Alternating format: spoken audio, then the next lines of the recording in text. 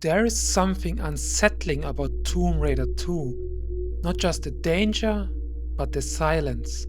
You feel it immediately, in the architecture, in the water, in the way time seems to hesitate as if something older is watching.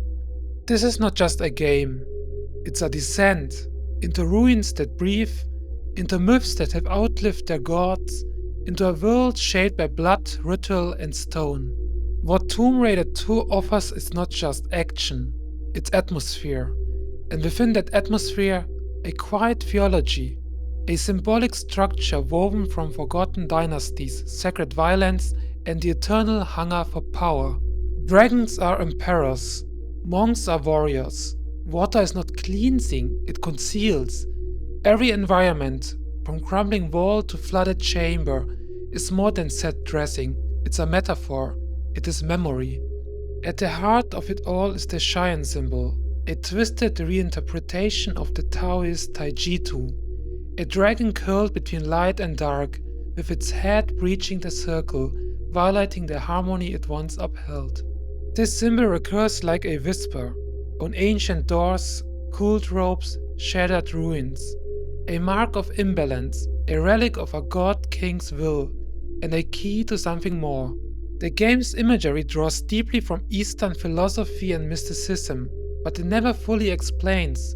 It gestures, it implies, it trusts you to listen to the silence between walls. And through all of this walks Lara Croft, not just a raider of tombs, but a pilgrim. She doesn't just enter ruins, she descends into spaces heavy with spiritual consequence. Crafted by a small team in Derby, England, in the late 90s, Tomb Raider 2 transcended its limitations through atmosphere alone, low-res textures, simple geometry, and yet its silence has more than dialogue ever could. This video essay is not just about Lara's weapons or puzzles, it's about symbols, about breathless spaces, about the feeling that something sacred has been broken, and something ancient is trying to return. Tomb Raider 2 isn't nostalgia, it's invocation. Let us begin.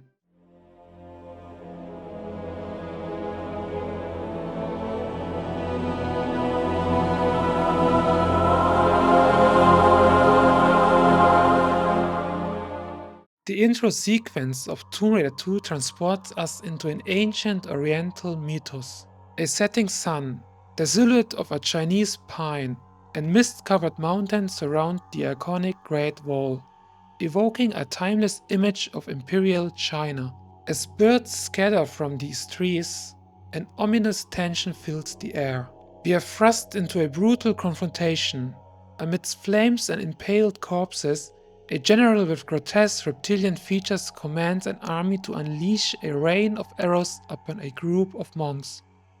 A massive Chinese dragon fighting on the general's side burns the battlefield with impunity. When an arrow strikes the dragon's neck, it barely flinches. Enraged, it scorches the attacker.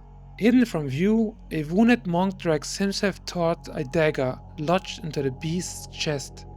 With quiet resolve, he pulls it free. The dragon writhes in agony, its body decaying into charred bones. The general and his army revert from monstrous forms into ordinary men, their power undone, and with it, their lives. The monks have triumphed, for now. To safeguard the dagger's destructive power, they carry it deep into a hidden temple beneath the Great Wall. A mechanism shaped like a dragon opens the entrance. Inside, an ancient pedestal stands, its design that of a coiled golden Chinese dragon. The dragon's open mouth serves as the dagger's resting place. When the blade is inserted, it fits flawlessly, like a key into a lock. This act, however, activates an ancient magic. Violet light surges through the chamber. The temple doors seal behind them, trapping the monks within. Above the sealed entrance, a strange emblem is engraved, one that will reappear throughout the journey. This cinematic introduction establishes the mythic tone of Tomb Raider 2. A new journey begins for Lara Croft, this time far from England, across the vast and mystical landscapes of China. As always, a quest revolves around a powerful relic, the Dagger of Xian. Supplementary material included with the game reveals more of the backstory.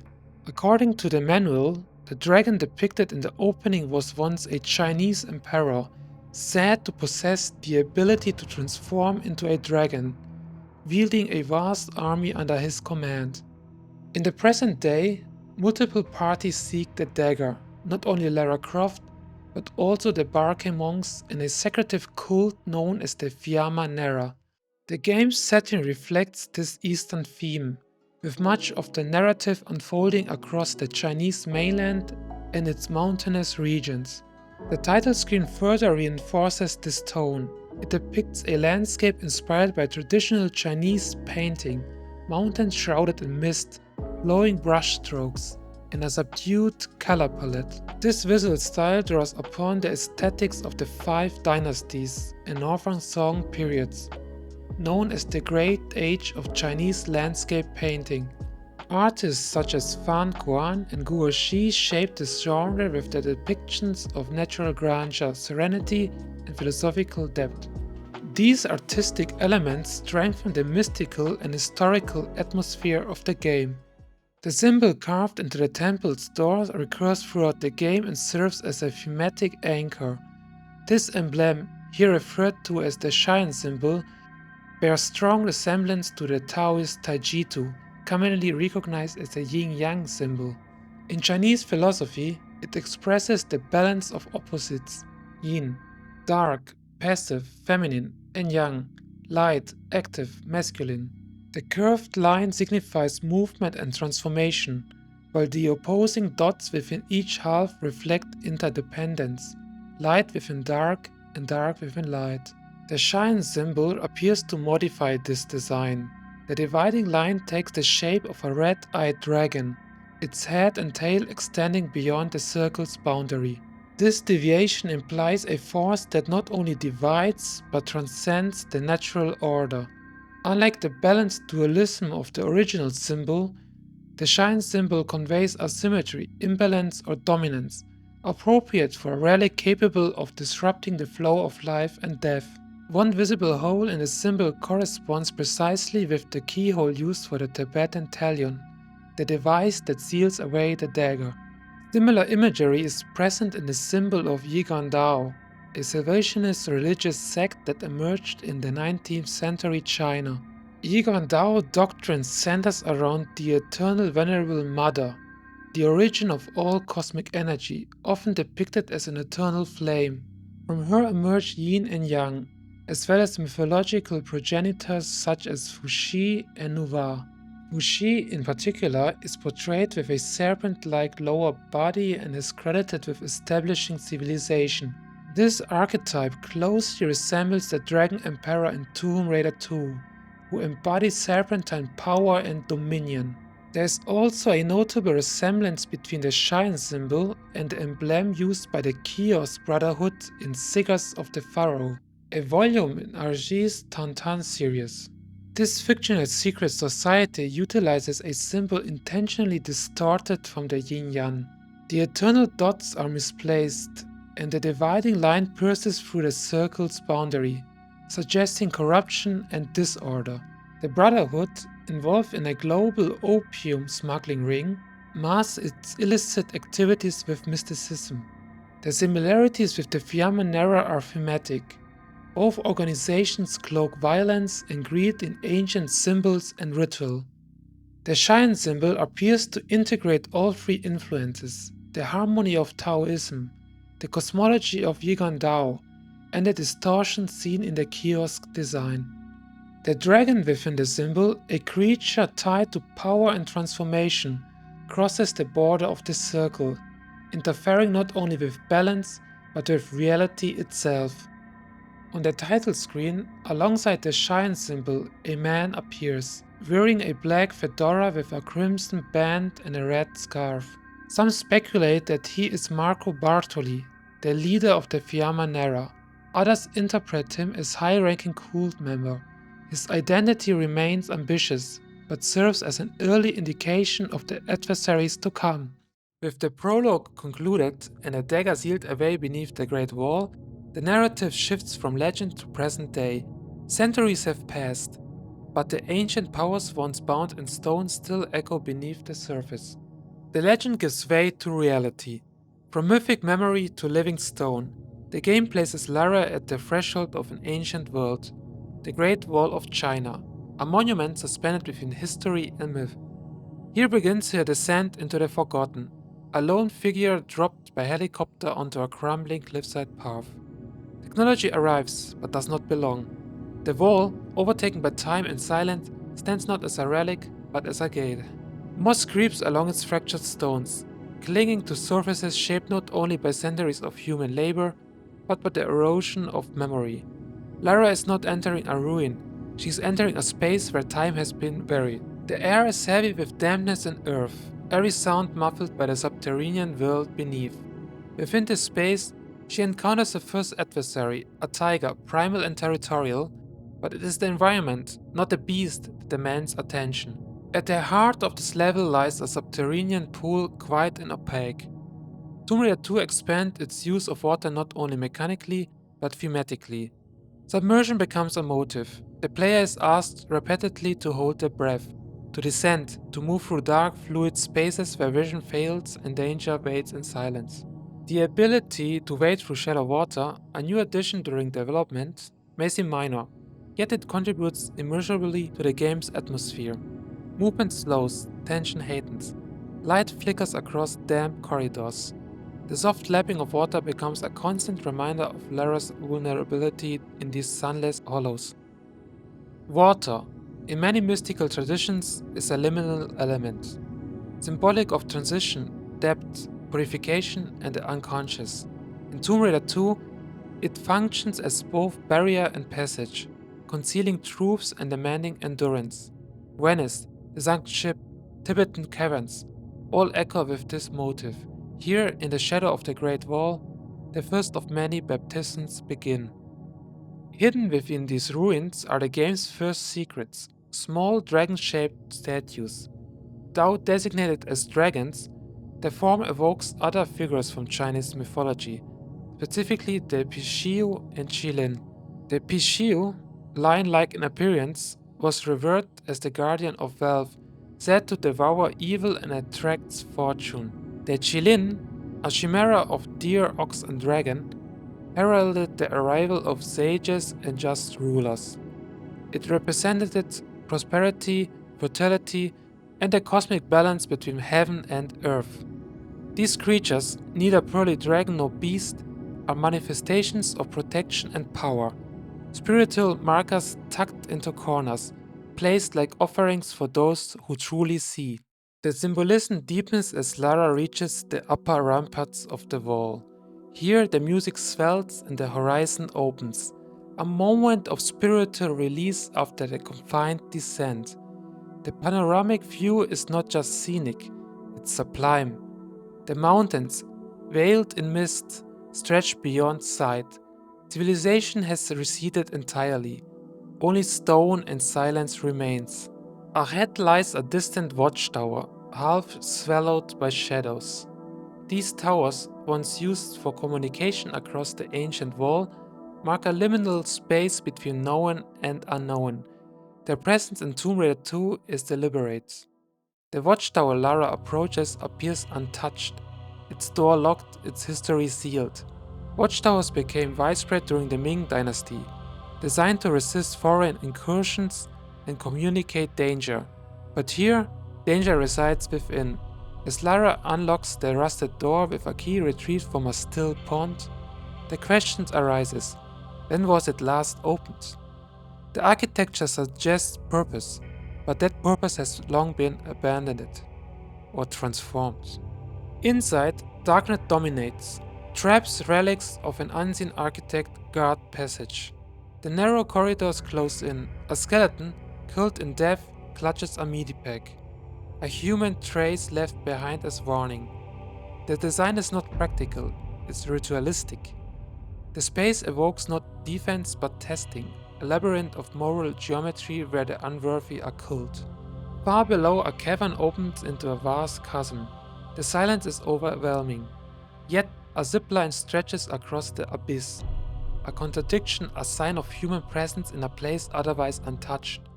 A ladder, carved into stone, extends into depths unknown. These structures are out of time, suggesting that others have come searching for what lies hidden. Their ruins are not as dead as they seem. What follows is an eruption of the surreal. From the shadows emerges a Tyrannosaurus rex, then another. These beasts, extinct for millions of years, now crawl beneath the Great Wall. It is not a break from logic, it is a break from reality. In the Tomb Raider universe, such intrusions are not anomalies but manifestations. They are symbols given form. The presence of dinosaurs beneath the wall recalls a theory rooted in early Chinese folklore. Long before paleontology, farmers unearthed massive bones in the earth and interpreted them as remnants of dragons, celestial guardians, powerful and ancient. In this way, the dinosaur becomes a stand-in for the dragon, bridging myth and prehistory. Both represent primordial power, both are keepers of hidden places. The appearance of the T-Rex is not absurd, it is essential. This is the myth made flesh, the guardian of the sealed chamber beyond. It is near this encounter that Lara retrieves the gold dragon, the final secret of the level. She returns to the zipline and rides across the chasm, arriving at the sealed chamber of the Dagger of Xian. But her entry is denied. A lone cultist emerges, fanatically loyal to Marco Bartoli. His attack fails, and he dies with his master's name on his lips. The confrontation reveals two truths. Lara is no longer alone in her pursuit, and the dagger remains locked behind an artifact not yet in her possession. In the cultist's possession is a computer, a strange anachronism, yet one that fits the game's logic, where myth and modernity coexist.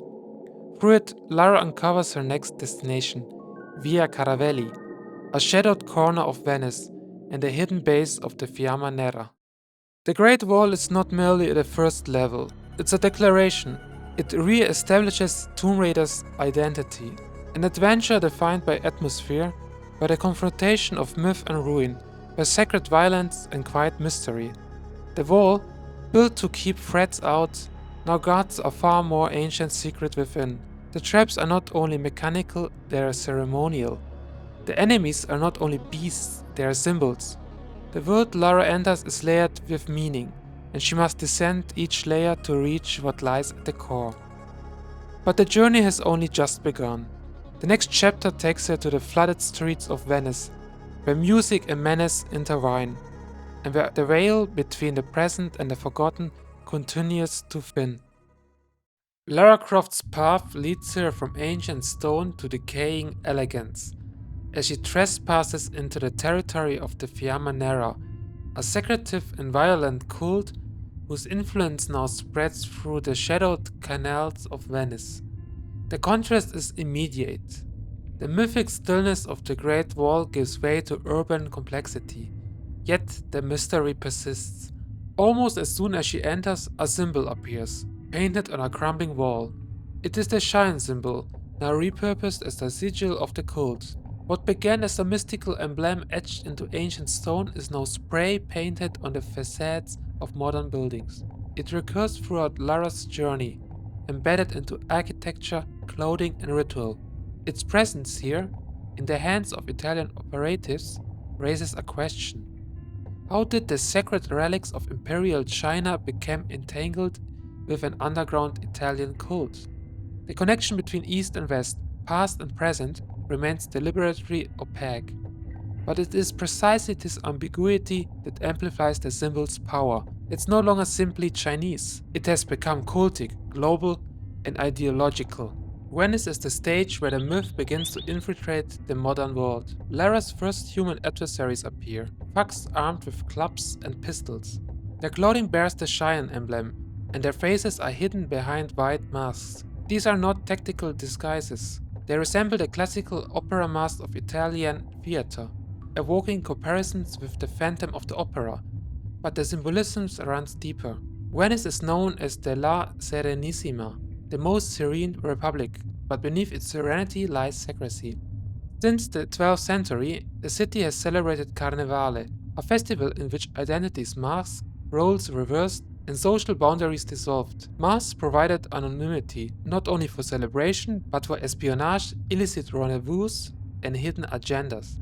The Fiamma Nera's operatives wear these masks not to entertain, but to conceal. They operate in plain sight, yet remain unseen, reflections of Venice itself, a city of beauty and deception. Their attire makes it impossible to distinguish the actor from assassin, the civilian from cultist. In this way, Venice becomes not only a physical space, but a spiritual mirror, a city where truth is fragmented, hidden beneath layers of ritual and performance.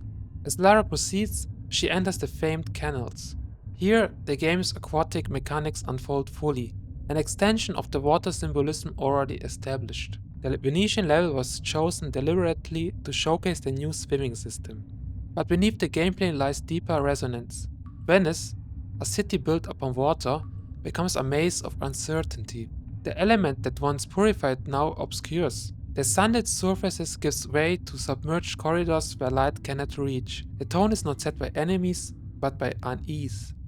There is a moment that captures this unease perfectly. While traversing a flooded interior canal, no human enemy appear. Silence dominates. Then the unexpected. Lara breaks a window, and suddenly, gunfire erupts from the unseen. Bullets strike. The architecture itself seems to retaliate. It's a rare moment of disorientation in the series, one that weaponizes the player's assumption and turns silence into threat. In Tomb Raider 2, danger does not always announce itself, it waits. Eventually, Lara solves a puzzle to manipulate the water levels. The darker corridor gives way to open air and warm sunlight. The contrast is striking. A Venetian violin concerto plays gently in the background, likely inspired by the works of Antonio Vivaldi, the city's native composer and one of Baroque music's greatest minds. The choice is not arbitrary. It draws on the cultural identity of Venice not just as a setting, but as an idea. Lara is not simply traversing enemy territory. She is passing through the remains of a civilization that once valued music, art, and refinement. The musical score reminds the player of Lara's own nature. She is not merely a mercenary, she is an aristocrat, a scholar, an aesthete. Her every movement, whether swimming through submerged ruins or maneuvering a motorboat through tight canals, is accompanied not by percussion, but by strings. Her actions, though lethal, are conducted with elegance. The Venice violins theme, often cited as one of the game's most memorable pieces, becomes the voice of the city itself, a city of contradiction, grace, and hidden violence. The section culminates with a time-based puzzle. Lara must navigate a boat through a trap-filled waterway, disable mines, and reach the gates of Bartoli's hideout. This sequence is choreographed with both urgency and grace. The music swells, the danger mounts. Yet even here, in the heart of criminal conspiracy, the tone is one of precision and poise. Lara is not only fighting a cult, she is confronting an idea that beauty and evil, elegance and brutality can coexist, sometimes indistinguishably. As Lara ventures deeper into Bartoli's Venetian stronghold, the tone shifts from a calculated infiltration to escalating confrontation. A path winds from labyrinthine canals into the heart of a crumbling palazzo, where history, decadence, and fanaticism collide. This space, once a site of grandeur, now functions as the inner sanctum of a dangerous cult. Here, Lara is no longer a trespasser, she is a threat. Before departing the canals, it is worth pausing to reflect on the city itself. Venice, with its ancient foundations slowly yielding to the sea, is a city in perpetual decay. Water gnaws at the stone, revealing layers of erosion, fragmentation, and survival. The exposed brickwork, once hidden beneath stuccoed facades, speaks to time's slow violence. This decaying elegance is mirrored in Tomb Raider 2's environmental storytelling. Each building Lara explores bears the weight of history, of lives lived, secrets buried, and ideals corrupted. Venice is not merely a setting, it is a metaphor for collapse masked in beauty. The interiors of the palazzo are no less haunting. Wooden beams, fractured and fallen, hint at the former opulence. Yet here and there, fragments of artistic splendor remain. A Renaissance cove filled with citrus plants contrasts sharply with the violence unfolding around it.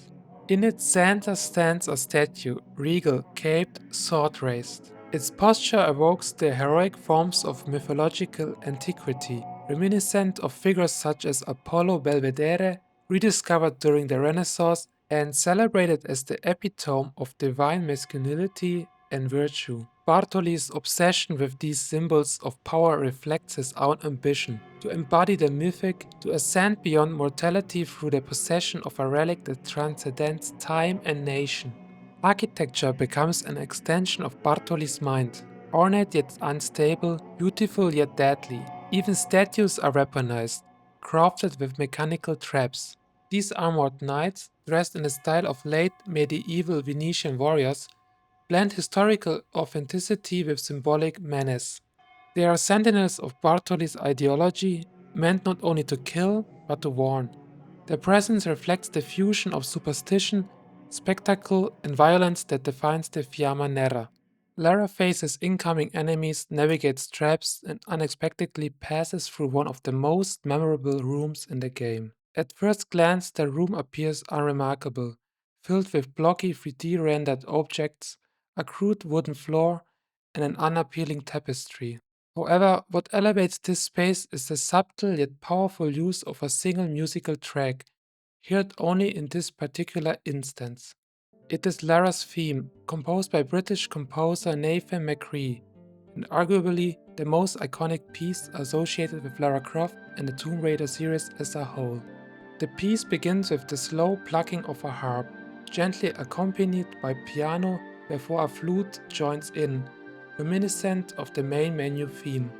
The G minor key creates an ethereal reflective atmosphere, mirroring the complex world Lara is stepping into.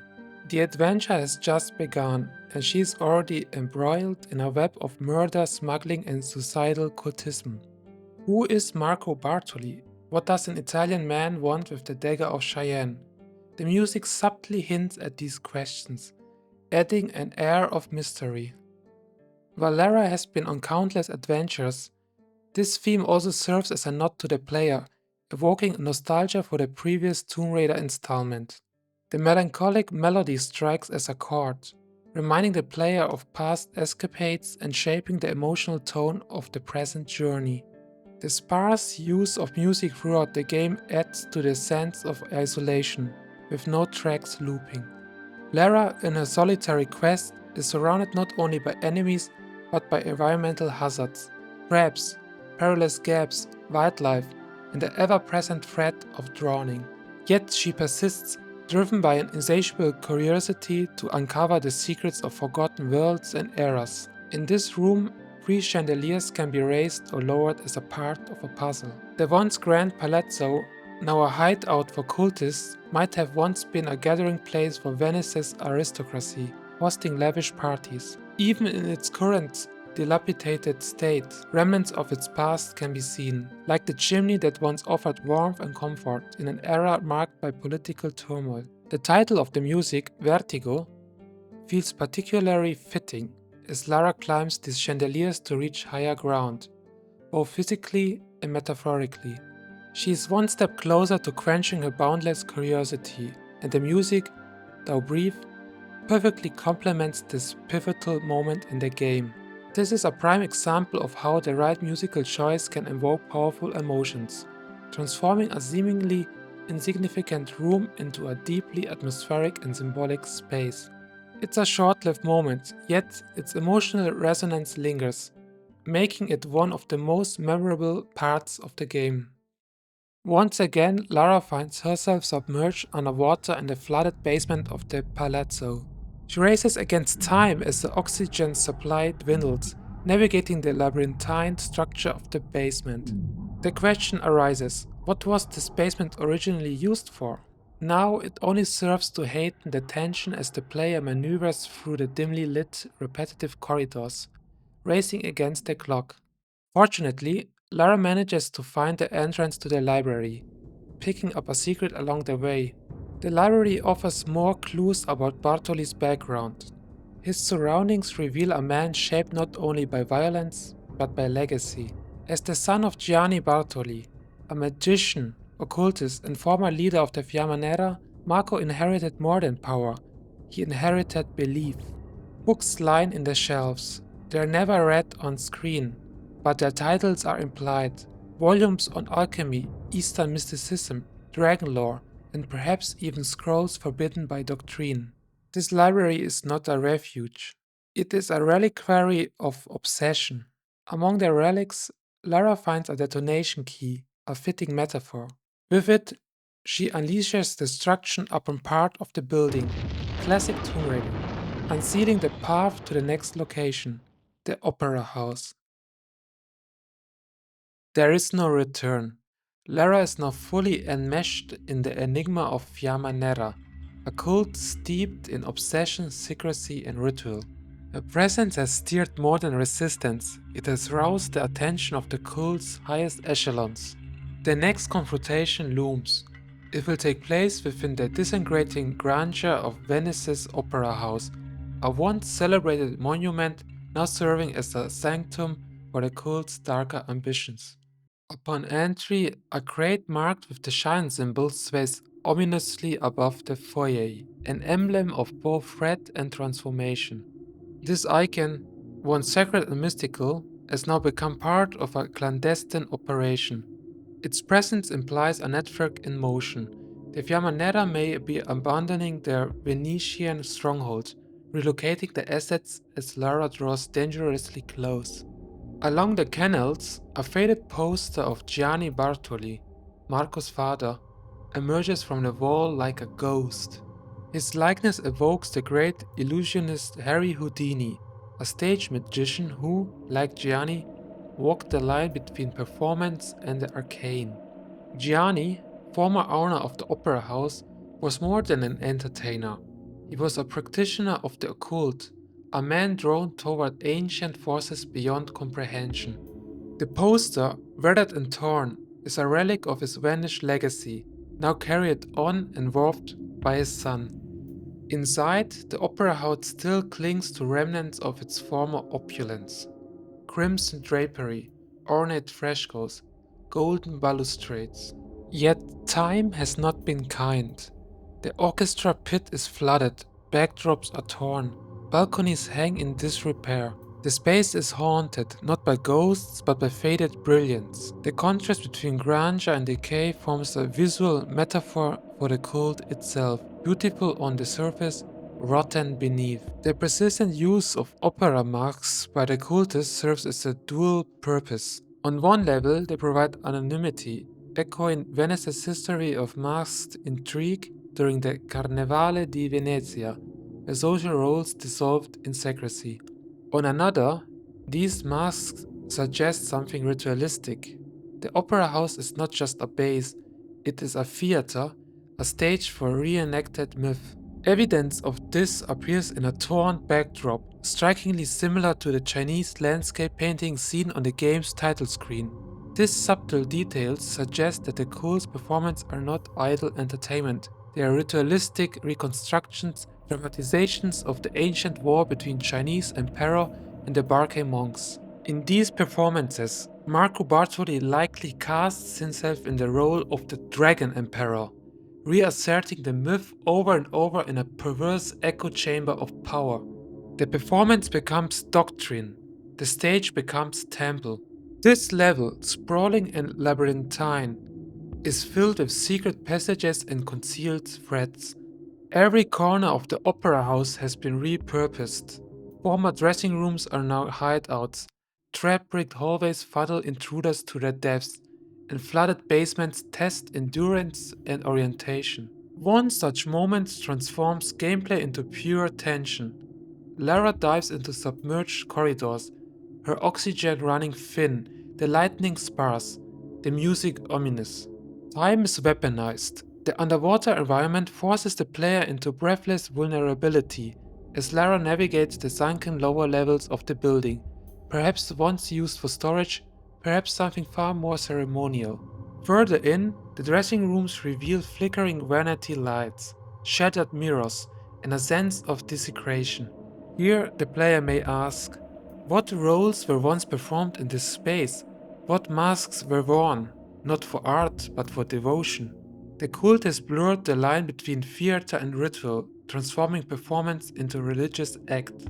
Exploration leads into the ventilation system, a rare and atmospheric section marked by darkness, claustrophobic layout, and lethal impellers. The system is still functional, implying continued use of the opera house for covert activities, whether smuggling, indoctrination, or both. Lara's navigation through these ducts, isolated and unseen, emphasizes the central emotional thread of the game. She is alone, but undeterred, drawn by truth deeper into the darkness. In a hidden niche, a dragon statue awaits, one of the game's collectible secrets. As always, these objects are not merely optional rewards, they are ritual markers, reminders that Lara's path is intertwined with the sacred and the forbidden. As Lara approaches the stage, the curtain rises. Behind it, banners bearing the Xian symbol hang like sacred relics. Crates marked with the same symbol confirm that the opera house has become a nexus, a place where myth, commerce, and madness converge. In the shadows behind the curtain, she encounters a cult commander, garbed in ceremonial attire, a triangular cloak resembling a bishi, a traditional Chinese motif. The bishi, in imperial context, signified dignity and power, and here it designates high rank within the Fiamma Nera. Embroidered in blood red, the Xian symbol takes on a renewed meaning, no longer just an emblem of belief, but a sacramental mark of transformation. The confrontation is brief and brutal. With the lieutenant defeated, Lara ascends toward the next phase of her journey. Waiting at the dock is a seaplane, a model reminiscent of the British short Sunderland used during World War II. Its presence evokes a fleeting familiarity, a technological relic from Lara's own cultural world. Just beside the hatch, a curious image is emblazoned in the fuselage. Barbarella, the space-faring heroine of the 1968 science fiction classic. Like Lara, she is an archetype of the empowered female adventurer, glamorous, capable, and unshaken. The image functions as a subtle mirror, drawing a line between fiction and reality, performance and personhood. Lara boards the aircraft unnoticed, and at last, Marco Bartoli is revealed. In conversation with his associate Fabio, he speaks of the Seraph, a mystical key linked to the next stage of his quest. Fabio expresses doubt, but is quickly silenced by Bartoli's violent resolve. The seaplane is bound for the final resting place of Gianni Bartoli, who died at sea. Their destination? A grave shrouded in secrecy, somewhere beyond reach. Before Lara can intervene, she is discovered and knocked unconscious. As the screen fades, the plane sails into an open sea, its course set for an oil rig adrift in isolation. A new chapter begins. Venice, in Tomb Raider 2, is not merely a city of canals and stone. It is a city of dualities, art and decay, illusion and truth, mask and face. Its murky waters, shadowed halls, and crumbling palaces conjure a sense of slow rot, of civilization collapsing inward under the weight of its own secrets. And yet, beauty remains. The Venetian violin, heard at the intervals throughout the level, affirms this tension. Elegant music echoing through the halls of madness. What was once a beacon of culture, the opera house, now serves as the site of ritual violence, where belief and spectacle are indistinguishable. Through this decay, Lara presses forward. The cult of Fiamma Nera has revealed its mythic ambitions, but the truth remains buried. To uncover it, she must journey further, to oil fields, to monasteries, and beyond. The world of Tomb Raider 2 is only beginning to show its depth. The journey moves away from the familiar Italian water canals of Venice into the unknown offshore domain of an industrial oil rig. This drastic change in setting immerses Lara Croft in an environment far removed from the astral mysticism of China or the artistic elegance of Venice. Here she is surrounded by clanking metal, the hum of machinery, the movement of cranes, and the ceaseless pumping of oil from the ocean depths. Stripped of her weapons, Lara must rely on her instincts and ingenuity to survive, a stark departure from the ancient tombs and forgotten civilizations that previously defined the series. But what does an oil rig offer to those drawn to mysticism and symbolism? Admittedly, there are few overt symbolic nods in this industrial space. Instead, its strength lies in its atmospheric depth. The oil rig and the subsequent underwater vessel level stand among the best in a game in terms of mood and tone. Let's delve deeper into what makes this environment so memorable. The oil rig is a natural progression for Tomb Raider 2, given its focus on underwater exploration. While Venice's canals and flooded basements offered a thematic link between water and architecture, the oil rig introduces a harsher, more utilitarian aesthetic. This location provides countless opportunities to navigate underwater hazards, emphasizing environments not meant for human presence. Above the waterline, the atmosphere remains equally unnerving. Lifeless halls and tunnels stretch in every direction, evoking an overwhelming sense of alienation. CCTV cameras track Lara's every move, while human enemies lurk in hidden corners, ready to strike. Repeating patterns and uniform designs contribute to a liminal, almost dreamlike feeling. If not for small signs of human activity, a discarded coffee cup, or a deck of cards, the Ulrich would feel entirely abandoned, devoid of sunlight, vegetation, or the organic imperfections present in earlier levels. Occasionally, the cold industrial monotony is broken by fleeting moments of solace. Climbing to an elevated platform, Lara is rewarded with a view of the horizon. Here, bathed in weak sunlight, the player can briefly reminisce about past adventures and feel the faint presence of humanity. Yet, this moment of respite is short lived. After retrieving a secret, Lara must descend once more into the metallic labyrinth, uncertain of what lies ahead. These moments reinforce the player's connection to Lara's perseverance. Even in the most hostile environments, it is strength of the human spirit and the memories of brighter times that drive her forward. The vastness of the Auric is almost incomprehensible. Despite being man-made, its scale feels overwhelming. One sequence involves traversing a massive chamber supported by four colossal pillars, with shaky grating catwalks connecting the space. A single misstep sends Lara plummeting into the pools below, where scuba divers armed with harpoon guns lie in wait. Their presence, punctuated by the eerie sound of their heavy breathing, amplifies the tension. The pools themselves are dark and murky, obscuring the diver's position and adding to the unease. Beneath these pools lies another layer of mystery. Metal grates on the floor separate the game world from an infinite void, evoking a sense of unfathomable depth. This separation between human-engineered spaces and the boundless unknown introduces a subtle existential dread.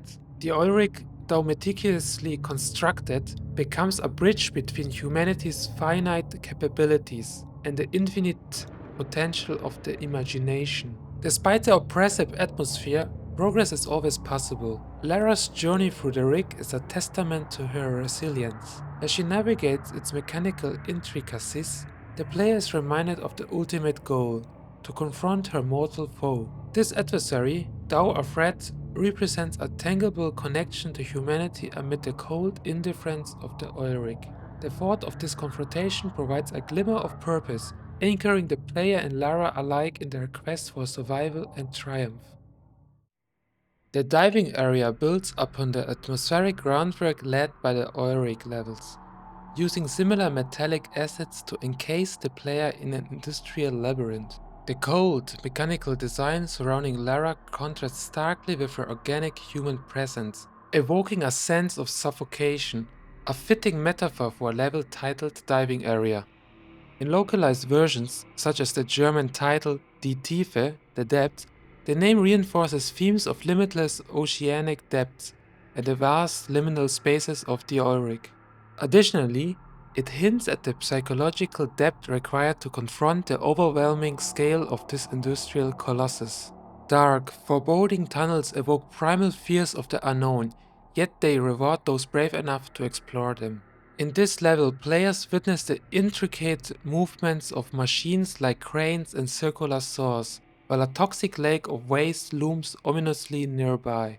The origins of this pollution remain mysterious, yet its presence emphasizes the human cost of industrialization. These machines, though dangerous, hint at recent human activity, a reminder that Lara is not alone.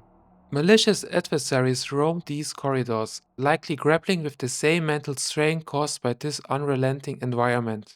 Their presence offers a paradoxical sense of relief, fueling the drive for survival. The Depths is a masterful name for this level. As Lara descends further into the Ulrich, the environment's themes of depth and exploration become increasingly literal. Ulrichs can drill as deep as 10,000 feet, about 3,000 meters, below the ocean's surface, raising questions about the mysteries lying even deeper. What secrets might exist beyond the oceanic plates? The level's design plays with this concept brilliantly, culminating in a sequence where Lara must ascend the game's tallest ladder. This climb, accompanied by a fittingly ethereal musical score, evokes a Sisyphean effort, contrasting with the level's overarching theme of descent. Later, Lara ventures into the deepest underwater sections of the rig, where she discovers a yellow shining submarine. Its warm color contrasts sharply with the cold, bluish waters and the surrounding metallic walls, offering a fleeting sense of safety amidst the ever-present danger of drowning. Yet, this moment of security is tinged with the awareness that there is no turning back. The player, like Lara, must press onward, driven by the same curiosity and determination that define her character. Finally, a faint light pierces through the rusty tunnels, leading us to an unsettling scene. Marco Bartoli and one of his henchmen interrogate a captive, using brutal methods to extract information about their next target, a monastery. As Lara arrives, her presence does not go unnoticed. Two henchmen spot her and immediately attack, but Lara quickly dispatches them. However, Marco Bartoli slips away before she can confront him.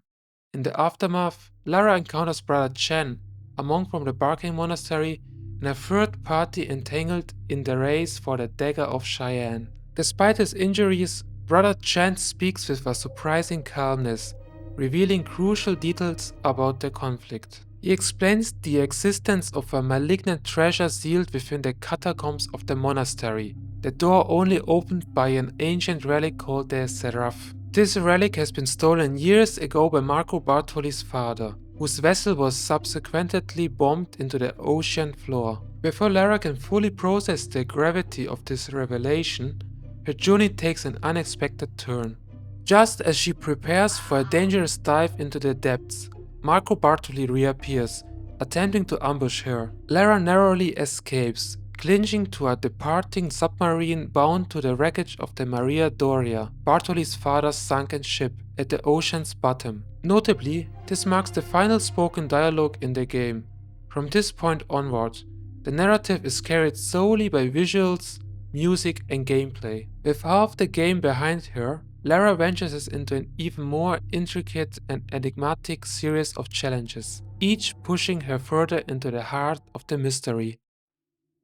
The submarine loses control and crashes against jagged rocks, leaving Lara stranded at the bottom of the sea. Despite this perilous situation, the level name, 40 Fathoms, reminds us that the depth is approximately 240 feet, 73 meters, a pressure low enough to explain how Lara survives without a diving suit. However, this underwater realm is vastly different from the narrow canals of Venice or the flooded metal corridors of the diving area. Here, the water takes a center stage, immersing Lara in the vast, enigmatic expanse of the ocean's eternal blue. Everywhere Lara looks, she only sees water and a barren ocean floor, her oxygen meter ticking down with alarming speed. The silence of the sea is broken by the presence of sharks, circling hungrily and closing in. The player is thrust into a high-stakes scenario, forced to act quickly to ensure Lara's survival. The rising tension triggers a fight-or-flight response, adrenaline coursing as the player frantically searches for a solution. Scattered barrels on the ocean floor serve as subtle clues, leading to a potential safe zone in this hostile environment. A weak glimmer of light reveals the hull of a sunken ship, the wreck of the Maria Doria. The faint illumination at the ship's anchor hints at an entrance, offering a momentary reprieve. Upon entering, a new world unfolds. The once great vessel has succumbed to decay, its walls painted in rusted hues of brown and orange, overrun by turquoise algae. Nature is reclaiming this industrial giant, but danger still lurks as another shark pursues Lara relentlessly. Through a series of puzzles, she discovers an air pocket within the ship, a rare sanctuary amid the aquatic tomb. Here, Lara uncovers a crucial development. The Fiamma Nera cult is actively scouring the wreck in search of the Seraph. Her presence has alerted them, and the tension mounts. Pulsating ambient sounds echo through the ship, resembling the rhythmic thrum of a heartbeat. Despite its resting place at the ocean's floor, the Maria Doria exudes a strange semblance of life, as though it were a leviathan guarding its secrets. As Lara ventures deeper into the submerged labyrinth, she reaches the engine room, a defining feature of the level. The ship's upside down orientation creates an environment unlike anything else in the series. Familiar elements, furnishings, machinery, and structures are unsettlingly inverted, forcing the player to navigate this distorted space with a fresh perspective. Adding to the tension, the heartbeat like ambience fades during Lara's detour to retrieve the secret Jade Dragon artifact. The engine room becomes eerily silent, with only Lara's footsteps and the flicker of distant flames accompanying her. This unsettling stillness heightens the player's unease, leaving them to wonder what unseen dangers lie ahead. The absence of enemies in this section amplifies its disquieting atmosphere. The world of Tomb Raider 2 seems perpetually hostile, with every element, human or environmental, designed to test Lara's resolve. Even in the silence, the looming threat of danger is ever present. The journey continues into what appears to be the coal room, though its orange hue suggests it may be piles of rusted debris rather than coal. The ship's inversion complicates navigation, requiring three-dimensional thinking to progress. Strategic use of levers floods rooms, opens trapdoors, and shifts debris, allowing Lara to climb or swim through the maze-like space.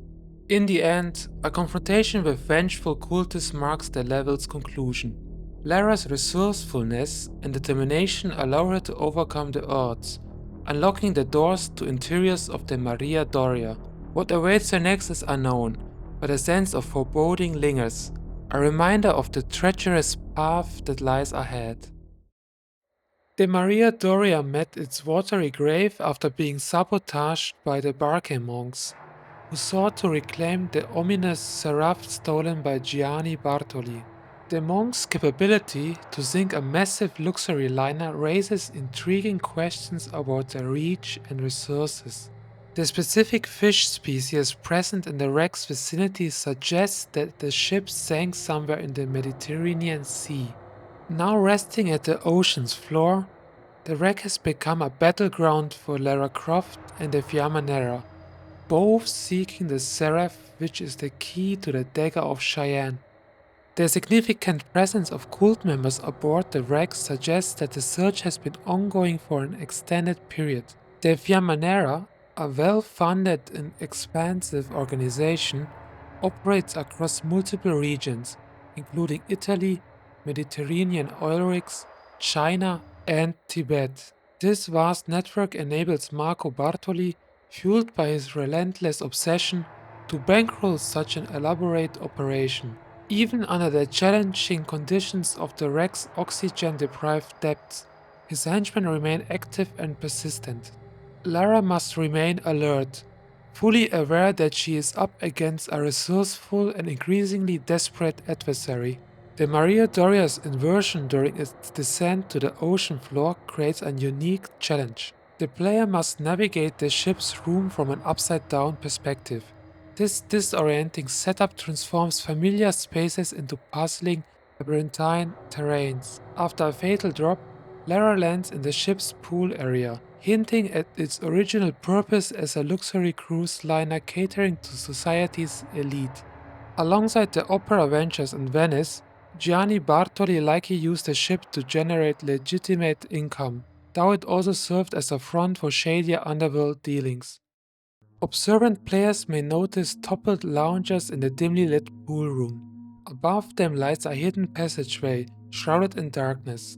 Lighting a flare is crucial here, as venturing unprepared triggers one of the level's most terrifying moments. In the oppressive blackness, grunts and footsteps grow louder, and an unassuming enemy suddenly attacks, draining Lara's health bar. Even after dispatching this foe and collecting the Stone Dragon's secret, the nightmare isn't over. On the return trip, another gunman lies in wait, ambushing Lara from the shadows. These encounters showcase Tomb Raider 2's ability to evoke genuine fear, blurring the line between adventure and survival horror. This is especially true of human enemies throughout the game.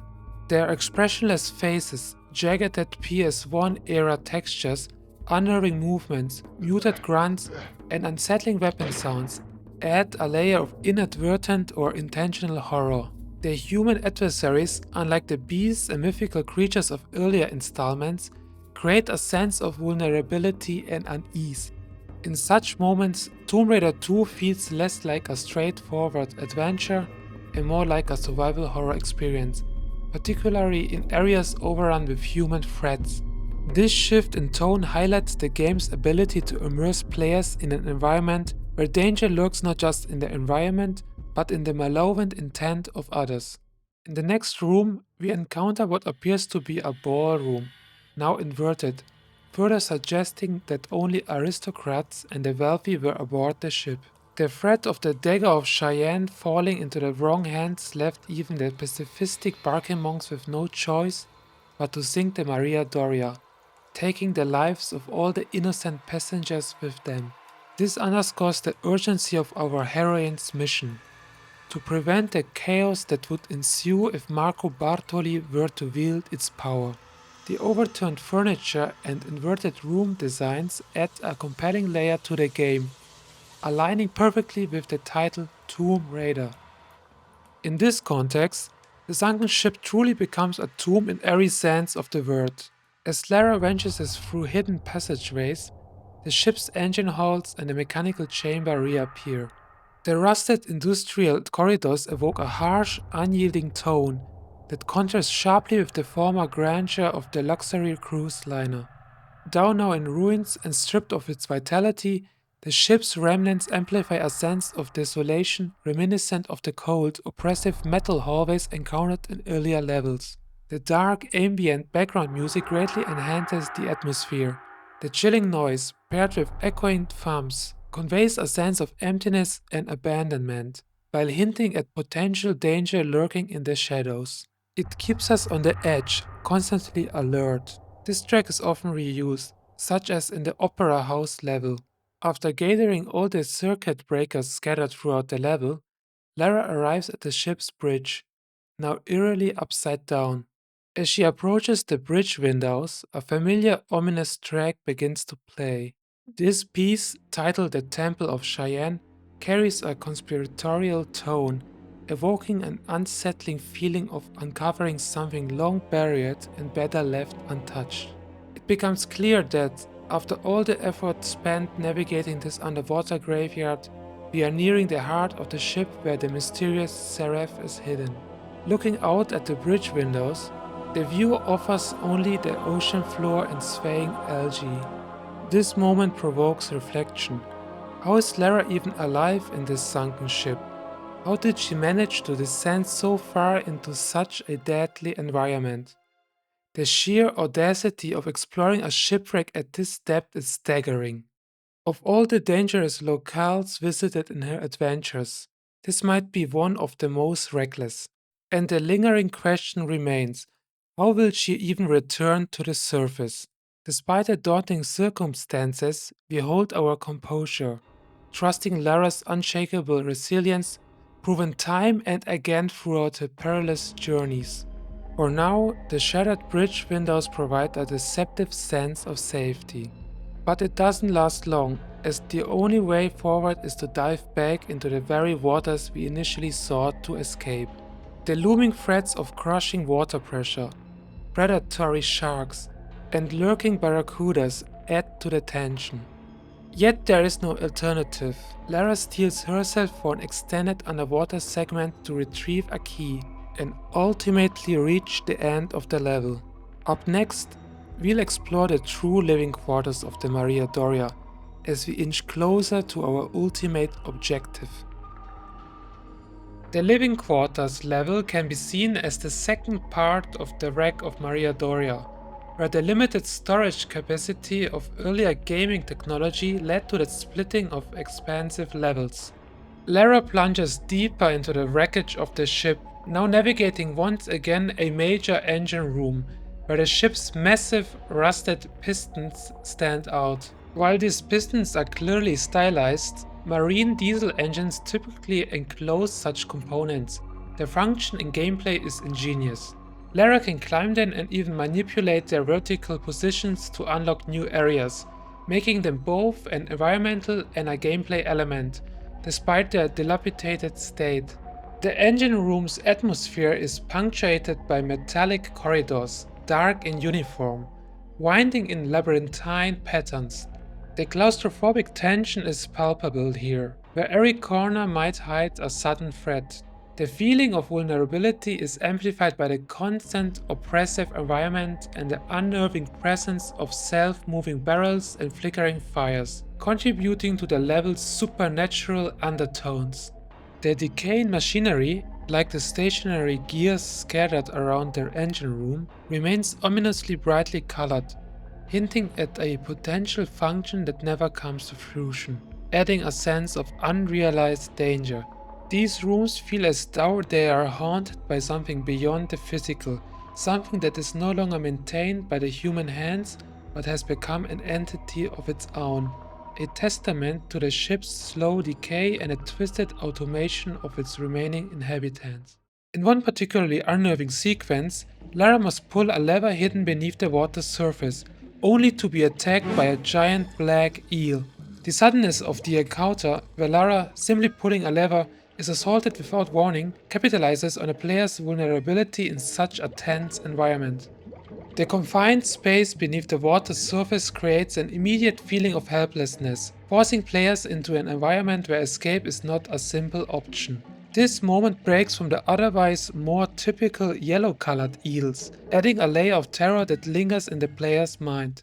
After surviving the engine room, Lara returns to the living quarters, which remain in ruin, boards torn apart, floors uneven, and the ship's once grand structure now fragmented. The tilting of the room adds yet another challenge, making movement treacherous and evoking a sense of unease.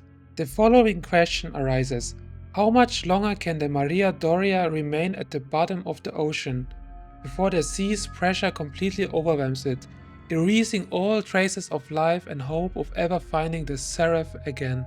Yet, when Lara reaches the ship's show launch, a stark contrast emerges. The launch remains surprisingly intact, couches and paintings still in place as if the room were never inverted at all.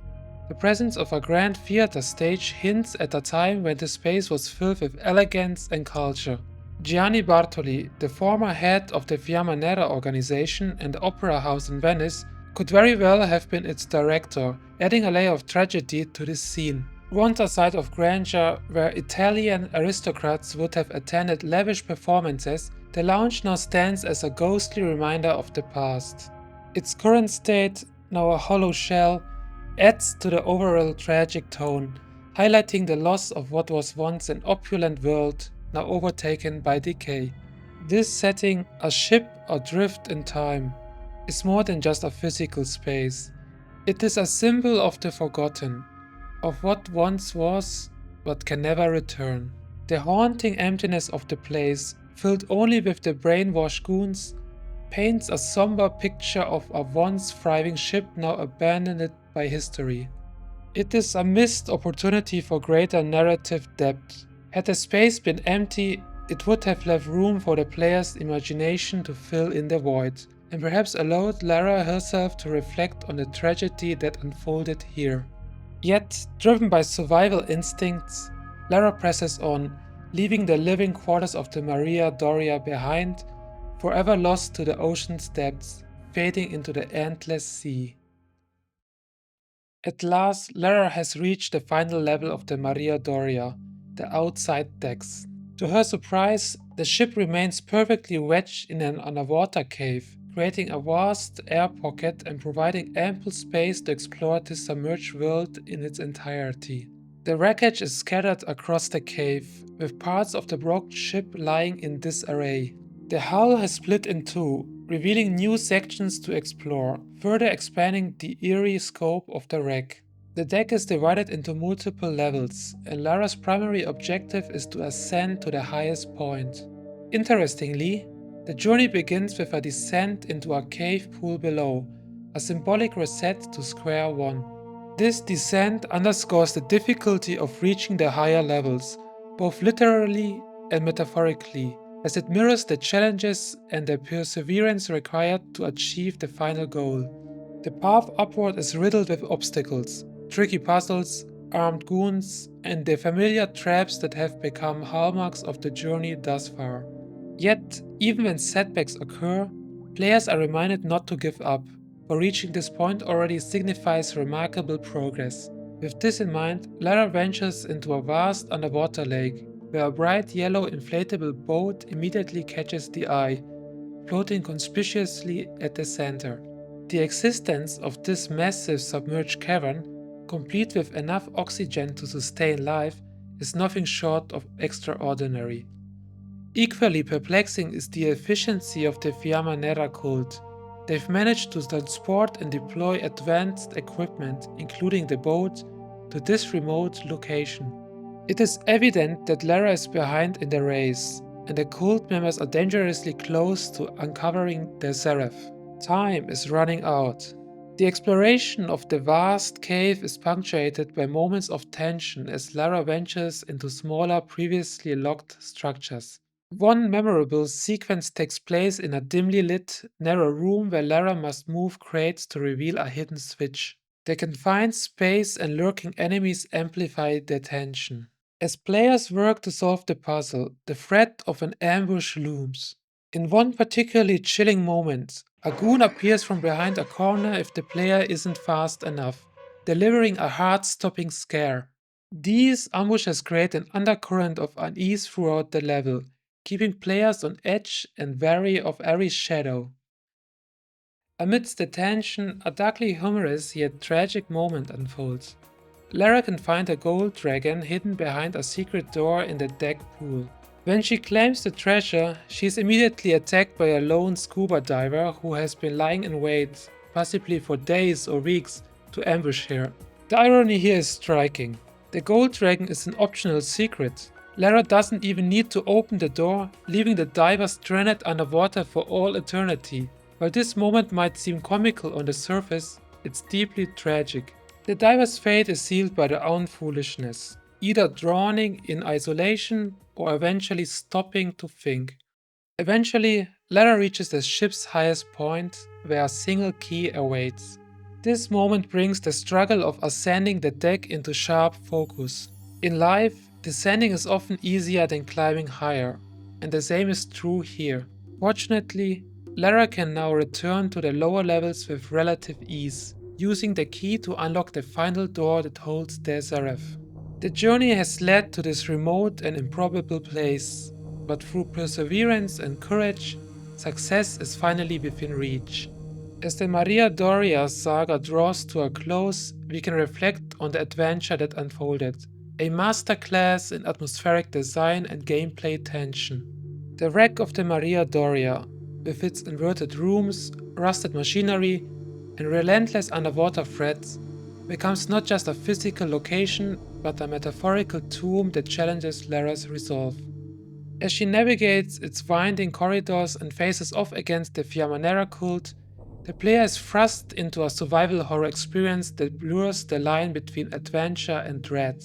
From the quiet, eerie solitude of the ocean floor to the haunting remnants of a once grand luxury liner, Lara's journey through the submerged graveyard is a testament to her indomitable will. Yet, despite her triumph in securing the Seraph, the lingering question remains. How will she escape the depths of this watery tomb? The level's closing moments underscore the stakes of her mission, leaving the player with a sense of both accomplishment and foreboding as Lara's journey continues. Escaping from the Maria Doria turns out to be easier than anticipated. The vessel lies only 74 meters below sea level, so Lara is able to make her way out using a leftover lift bag. By an incredible stroke of luck, she lands directly on the oil rig, where the seaplane is conveniently stationed. With the Seraph in her possession, she wastes no time and swiftly hijacks the plane, facing no apparent resistance, likely because she's already sent the goons to their graves. Her next stop is the Barkhang Monastery, nestled deep between the Tibetan foothills, where she plans to use the Seraph to unlock the monastery's forbidden secrets. However, the journey from the Mediterranean Sea to Tibet via the seaplane is fraught with challenges. Fuel depletion forces an emergency landing, culminating in a crash. Stranded amidst the snowy expanse of the Tibetan wilderness, Lara must now traverse the harsh terrain on foot, with little guidance on the monastery's exact location. The environment transitions dramatically, from the oppressive confines of underwater wreckage to the open, sunlit landscapes of the Tibetan foothills. The stark contrast is both a visual and emotional relief. The sunlight reflects off the snow, casting a bright, rejuvenating glow. Yet danger persists. Eagles and snow leopards roam the landscape, attacking on sight, a reminder of the ever-present threats in this unforgiving wilderness. Daytime temperatures, while cold, are manageable, hovering around 10 degrees Celsius or 50 degrees Fahrenheit, even in winter. The fort pool at the canyon's base offers an opportunity for Lara to swim, in usual Tomb Raider 2 manner. Navigating the canyon, she discovers a solitary hut. Approaching it triggers an assault by two Fiamma Nera operatives, notably more resilient than their predecessors. Their presence suggests the cult's awareness of Lara's possession of the Seraph, likely revealed through security footage or eyewitness accounts from the oil rig. How Lara could pinpoint the monastery's location within Tibet remains ambitious, though it's plausible that she uncovered relevant information during her flight. Remember that it was Brother Chang at the oil rig who told Lara about his monastery. For the first time in the Tomb Raider series, Lara can mount a skidoo and explore the area on the vehicle. The following sections are action-packed, but we still have the opportunity to take a closer look at the environment. The landscape is riddled with perilous abysses. A single misstep could spell the end. At one point, players may descend into chasms, encountering claustrophobic tunnels framed by icy walls and dim lighting. The sensation is visceral, evoking a chilling sense of isolation and vulnerability. The level design presents peculiarities that invite reflection. Levers embedded in frozen stone, for instance, open doors meters away. Their placement suggests an ancient mechanism constructed by the monks, underscoring their ingenuity and resourcefulness. Later, Lara discovers a key encased in a frozen lake, accessible only by triggering an avalanche to break the ice. This key unlocks the mysterious hut seen earlier. Its placement raises questions. Was the key deliberately hidden by the monks? And who constructed their hut? The presence of colorful skis near the structure hints that the monks have used them to navigate the terrain. The absence of enemies within the hut implies it predates the Fiamma Nera's intrusion. These clues suggest the caves Lara explores were once well-trodden paths for the monks, disrupted only by the cult's arrival. As Lara ventures deeper into the Tibetan foothills, she opens more sealed doors and, right after them, faces relentless attacks from goons, likely sent to track her. Unknowingly, she has aided the Fiamma Nera by solving complex puzzles and locating the hidden Barkhang Monastery. With their extensive resources, it becomes clear that they can effortlessly trace her every move, closing in on her with each step. Finally, she discovers a hidden pathway leading to the Barkhang Monastery. This level is rich with Buddhist symbolism, so let's dive straight into it. At last, the Barkhang Monastery emerges, a sacred stronghold of Tibetan monks shrouded in mystery and ancient wisdom. Ever since Lara's escape from the Ulrich, this place has loomed on the horizon of her journey, promising enlightenment and hidden secrets. Chief among them is the Seraph, an artifact of untold power. For an explorer like Lara, this monastery is more than just a waypoint. It is an opportunity to breathe in the mysticism of a lost world and to stand among the holy relics of a spiritual legacy. The word Barkhang might be a synthesis of the words Barkor, meaning roughly central pilgrimage circuit, and Khang, meaning house or temple. Therefore, it is literally translated as the temple of the sacred circuit, or house of the pilgrimage path, a place where monks preserve knowledge, or in Tomb Raider 2's case, the hidden artifact deeply hidden in the monastery. As the monastery reveals itself, the Barking Monastery theme begins to play, a variation of Tomb Raider 2's main theme, yet imbued with an ethereal quality. The atmospheric chanting and melodic progression invite the player into a realm of awe and reverence, evoking a longing for knowledge and transcendence. It is a perfect composition, one that immerses the player in a journey beyond mere exploration, one of spiritual discovery. However, this tranquility is short lived. The Fiamma Nera, Bartoli's ruthless cult, has already laid siege to the monastery. By the time Lara arrives, chaos has erupted. The monks, neutral by nature, are locked in a battle against these invaders. The game offers the player a choice: aid the monks in their defense or act indiscriminately, risking their wrath. However, harming them ensures that every monk will turn against Lara, making her passage through the monastery far more perilous. It is a moral and strategic decision, subtly reinforcing the game's themes of respect for sacred spaces and alliances. The monastery itself is an enigma, its grand gates sealed to outsiders. Lara must find another way inside. But before we follow her, let's take a moment to examine the symbols scattered throughout the sacred ground. One of the first carvings we encounter resemble the entrance to a Buddhist temple. The pixelated resolution makes the finer details difficult to discern, but two statues flanking the gate stand out. A comparison with Vietnam's Quan Am Pagoda provides clarity. These statues are Pishio, mythical lion-like guardians in Eastern mythology. Above them, the golden canopy is a kaisen, an architectural element representing divine blessings and safeguarding against evil. In this context, the monastery's gate is more than just an entryway. It is a threshold between the physical and spiritual realms, a passage toward enlightenment. Given the monastery's current plight, it also serves as a reminder that these halls, once protected, are now under siege by those who seek to defile them. Moving deeper, another powerful symbol emerges, the Bhava Chakra, or Wheel of Life. This sacred diagram encapsulates samsara, the endless cycle of birth, life, death, and rebirth, and the suffering that binds beings to this existence. The wheel often serves as a teaching tool, illustrating karma, the six realms of existence, and the path to liberation through enlightenment. Its presence here reinforces the monastery's role as a center of spiritual learning, contrasting sharply with the violence that now taints its halls. But perhaps the most haunting motif in the monastery is the ever watchful gaze of the eyes of Buddha.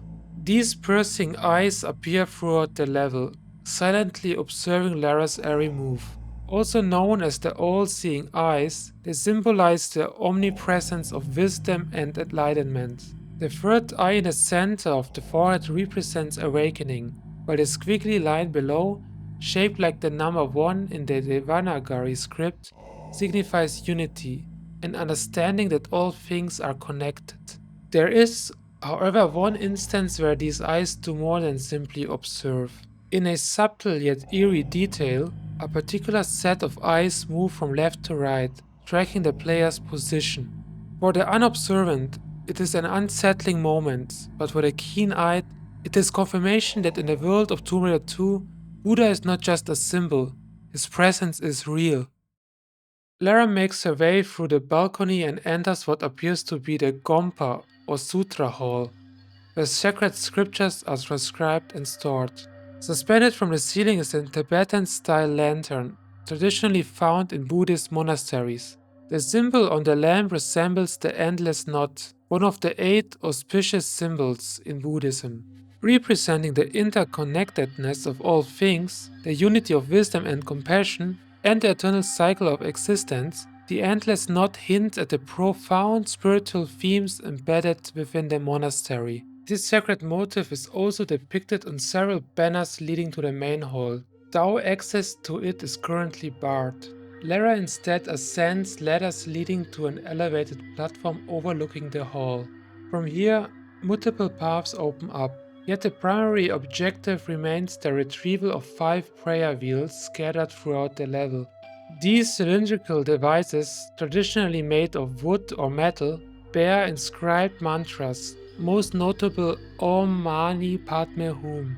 In Buddhist practice, spinning the wheel is equivalent to verbally reciting the mantra, serving to purify negative karma and aid meditation. Once collected, the prayer wheels unlock a passage leading to a vast chamber at the level's conclusion. Lara soon finds herself navigating a secluded pool area, where powerful currents threaten to pull her into the depths. Emerging from the water, she enters a dimly lit corridor, where a leap of faith is required to plunge into the monastery's ancient canals. As it is characteristic of Tomb Raider 2, the canals are murky, their depths obscured by the water's density. Progressing further into the darkness without a flare feels daunting. The ever familiar conspiracy music plays in the background as Lara dodges lethal clamping metal doors, emphasizing the monastery's defenses against intruders. Venturing deeper into a hidden chamber, she retrieves her first prayer wheel, carefully avoiding the searing flames of an ancient trap. It becomes evident that the monastery is imbued with mechanisms designed to repel anyone who dares to disturb its sanctity. On her way back, Lara secures the key to the main hall, finally gaining entry. Within, an enormous golden statue dominates the chamber, exuding an aura both menacing and sacred.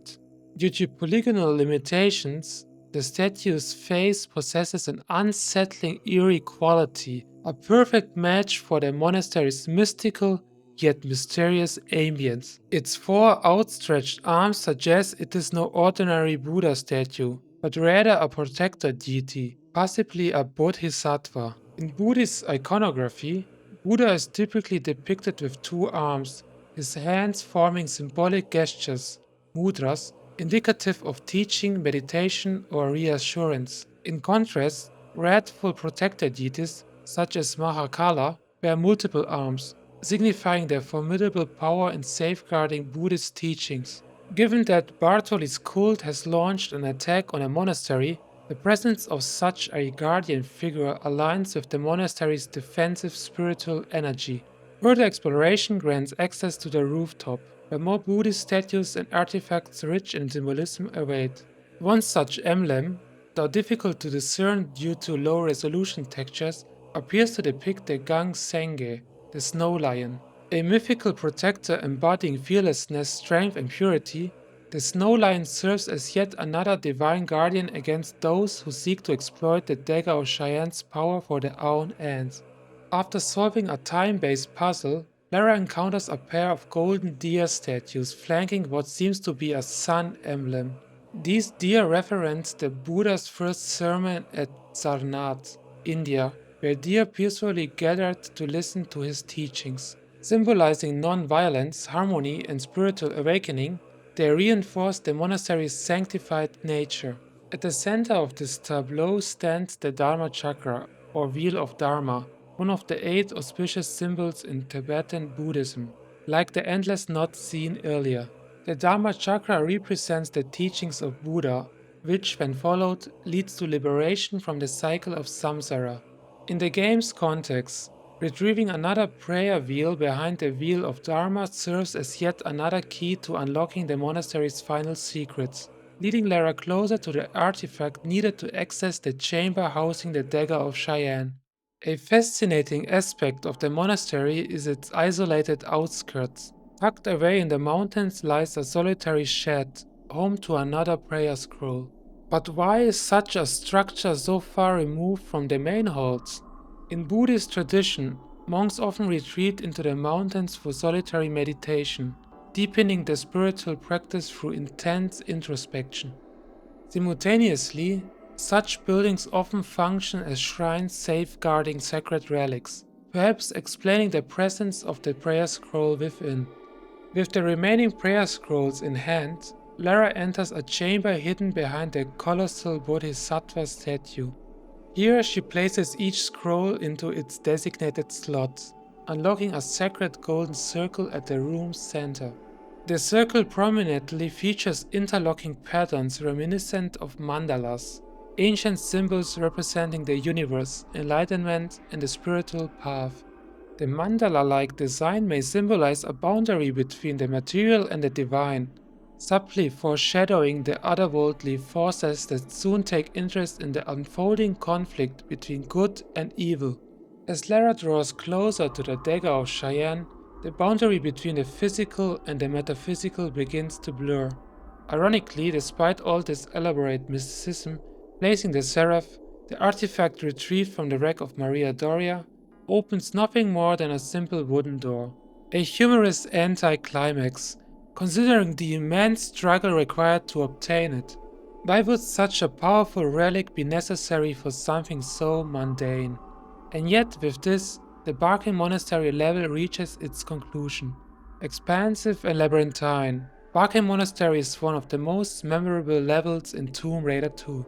Its atmosphere, mysticism, and symbolic depth leave a lasting impression on players. There remain countless hidden details, obscure passages, and thematic intricacies that could fill an entirely separate analysis. For now, we reflect on the millennia-old mysteries encountered during the sacred pilgrimage through the monastery's grand halls. It is a place where chanting and prayer elevate consciousness beyond the mundane, where spiritual guardians silently watch over the worthy. Surely, Lara might one day return to pay her respects to the monks who aided her, to immerse herself once more in this enigmatic realm. But for now, the race against Marco Bartoli is paramount. With the monk's blessing, she ventures deeper into the catacombs, where no living soul has tread before, and survived to tell the tale. It is nigh time to uncover the secrets the monastery guards deep within its catacombs. The descent begins with a foreboding sight, a vast gaping pit, its depths shrouded in darkness. An uncanny unease grips the player. Could there be a key, a relic, or an unspoken secret lurking below? Drawn by both curiosity and dread, we take the plunge into the abyss. As Lara nears the bottom, the silence is shattered by a blood-curdling shriek. From the shadows, a monstrous figure emerges, a yeti, a cryptozoological nightmare, its crimson eyes glowing with insatiable hunger. With erratic, bestial movements and razor-sharp teeth, it is more than just an enemy. It is an embodiment of untamed and primeval terror. The battle is fierce, but triumph yields a reward, a lever, hidden in the depths, granting access to the next chamber. Emerging from the pit, Lara finds herself in a sprawling subterranean cavern, a cerulean pool at its center. Yet she is not alone. The Fiamma Nera cultists have infiltrated the monastery's sacred grounds, their presence a blight upon this hallowed place. The fate of the Barkhang monks remains a haunting mystery. Were they slain, or do their spirits still linger engaged in an unseen struggle? We honor their sacrifice in silence, knowing their resistance was not in vain. The path forward is barred by an ancient Tibetan mask, an artifact steeped in religious significance. It bears the fierce visage of a Dharmapala, a wrathful guardian of Buddhist teachings, a force of both protection and peril. To the unworthy, it is an omen of insurmountable obstacles. To the enlightened, it is a gateway, a challenge to be overcome in pursuit of higher wisdom. By claiming the mask, Lara symbolically proves herself worthy, harnessing its power to drain the pools and reveal a new passage. Deeper within the cavern, a sight both awe-inspiring and solemn emerges. A grand monastery, its crimson and gold embellishments piercing the icy void.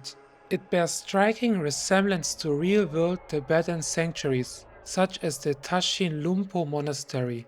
The red symbolizes power, transformation, and spiritual fortitude, while gold radiates enlightenment and divine wisdom. Yet, despite its majesty, the temple is a relic of solitude, entombed in snow and forgotten by time. In this hostile realm, where survival hinges on sheer will, the temple's warmth offers a flicker of solace, a reminder of the spiritual journey interwoven with Lara's quest. Beyond a treacherous climb, another enigma awaits, an ethereal, ever-burning chalice suspended over molten lava. This flame, defying the eternal frost, stands as a paradox, a yin and yang, or more fittingly, the Xian symbol. Its form evokes the Kapala, the skull cup of Buddhist ritual, a vessel for offerings of wine or blood, symbolizing the impermanence of life, destruction, and rebirth. Fire in Hindu and Vajrayana traditions is both purifier and destroyer, a conduit of transformation. Here, in the monastery's depths, it serves as a cryptic clue. Fire must be harnessed to melt the ice below. But how? The Tibetan mask obtained earlier grant access to the temple's inner sanctum. Within, an oppressive darkness reigns, the cold air thick with an eerie stillness. Visibility is scarce, forcing Lara to ignite a flare. The flickering light barely reveals the horrors lurking within. The deep, guttural growls of Yedis reverberate through the chamber. The only way forward demands the activation of a lever, but in doing so, Lara unwittingly unleashes the imprisoned beasts. Chaos erupts as the Yedis break free, their monstrous forms illuminated in the dim glow of Lara's gunfire. The battle is swift, but its tension lingers, an echo of the terror that once prowled these halls. The journey continues through desolate tunnels and forgotten tombs, each step a testament to Lara's indomitable will. Here, the cold itself is an adversary, an omnipresent force that seeks to drain both body and the spirit. Yet, as she ascends a jagged cliff, a single breathtaking sight halts her advance, a sliver of golden sunlight piercing the frozen caverns from the gap above. For the first time in what feels like an eternity, the sky is visible, a silent promise that escape is still within reach. Does Lara ever consider turning back, forsaking this nightmare for solace of the known world? Perhaps, but the weight of her mission, the looming evil that must be stopped, eclipses all hesitation. With renewed determination, she steps forward, deeper into the unknown, knowing the ultimate prize and the ultimate battle awaits just beyond the darkness. Pulling another lever reveals a massive doorway adorned with an enigmatic symbol.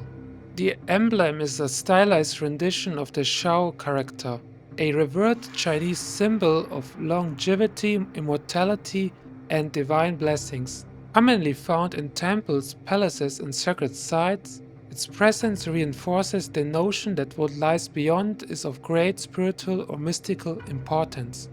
Much like the first Venice level, the player must navigate a tense time puzzle to reach the level's conclusion. As the final moments unfold, a revelation takes shape. The Catacombs of the Talion was merely the first segment of a greater labyrinth, its division necessitated by the technical constraints of the era.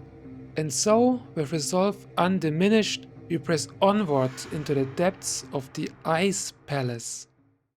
The Ice Palace evokes the haunting grandeur of a forgotten kingdom, Its glacial halls suggest the presence of a regal divine figure.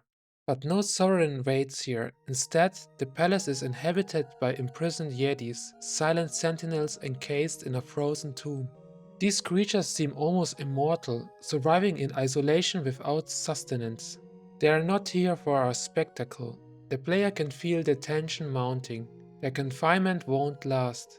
Throughout the icy temple, golden bells glint in the dim light. Lara must shoot them to activate the mechanisms and unlock hidden paths. In Chinese Buddhism, the temple bell serves a deeply spiritual function. It marks rituals, embodies divine presence, and reminds practitioners of impermanence. Here, their toll might be more than mechanical.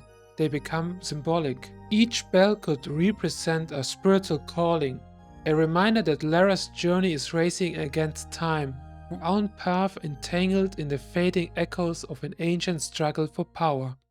One of the game's most enigmatic moments lies in its golden dragon secret, a hidden reward that mirrors both myth and metaphor. This secret is notoriously difficult to access, obscured by an indistinct movable block and guarded by a chasm too vast to cross. The solution? A leap of faith. An invisible bridge spans the gap, unseen until Lara dares to step forward. This moment is a clear homage to Indiana Jones and the Last Crusade from 1989, where Indy, too, must trust in the unseen to reach the Holy Grail. Like Indy, Lara must believe in something beyond logic. Faith in the unseen becomes the key to progress. And perhaps that is a subtle commentary on the mystical undercurrent of her quest. As Lara ascends, it becomes apparent she is now on the upper level of the temple glimpsed earlier. More furious Yetis await in the shadows, defending the palace even in its most lightless corners. Yet compared to Lara's past encounters, they are no match for her resolve and skill. She dispatches them with a calm efficiency, a seasoned warrior guided more by purpose than by bloodlust. Crossing a narrow bridge that connects temple platforms, Lara reaches a lever. Pulling it tips a chalice, and molten lava spills into the ice below, melting away barriers and revealing a hidden underwater section. This act echoes ancient rituals of purification and transformation. With the trial of fire complete, Lara claims a sacred gong hammer. In Buddhist tradition, gongs clear negative energy and connect practitioners to higher realms. But where is the gong? Driven by the mystery, Lara ventures deeper into a forbidden territory. The absence of human presence is unsettling. The Fiamma Nera, omnipresent since Venice, has vanished. This eerie silence creates a void, where mysticism speaks louder than any adversary. Soon, Lara stands before an abyss. It gazes back, unfathomable in its depth, but she has come too far to turn away. At the end of her descent lies the ancient gong, etched with the image of a Garuda, the mythological being with a human body and the head of a bird. What connection does this creature have with the Barkhang Monastery, or to the Dagger of Xian? Striking the gong with the hammer shatters the illusion of stillness. A new path opens, leading Lara to a platform inscribed with the Xian symbol. Resting there is the Talion, a sacred artifact that unlocks the chamber of the Dagger of Xian back at the Great Wall. Everything up to this point, the bells, the flames, the leaps of faith, has led to this discovery. But the Ice Palace has one final trial. A deep growl reverberates through the chamber. From the shadows emerges Garuda, the legendary guardian. In Buddhist cosmology, Garuda is one of the 8 classes of non-human beings who accompany enlightened ones. He is swift, powerful, and the eternal enemy of the Naga, poisonous serpent spirits who spread chaos. The Dagger of Xian grants its wielder the form of a dragon, but not a celestial, benevolent kind. Rather, it transforms its bearer into a corrupted, violent serpent, a fallen dragon, a Naga. Garuda, in this light, is more than a guardian. He is the counterbalance, a divine weapon meant to prevent the rise of a corrupted dragon. He is the last line of defense against spiritual catastrophe. And now, having claimed the Talion, Lara unknowingly awakens him. Though she bears no malice, only boundless curiosity, Garuda sees a threat. He attacks. A battle ensues, not just of strength, but of mythic significance. Lara must defeat an ancient being who exists to stop exactly what she poised to unleash.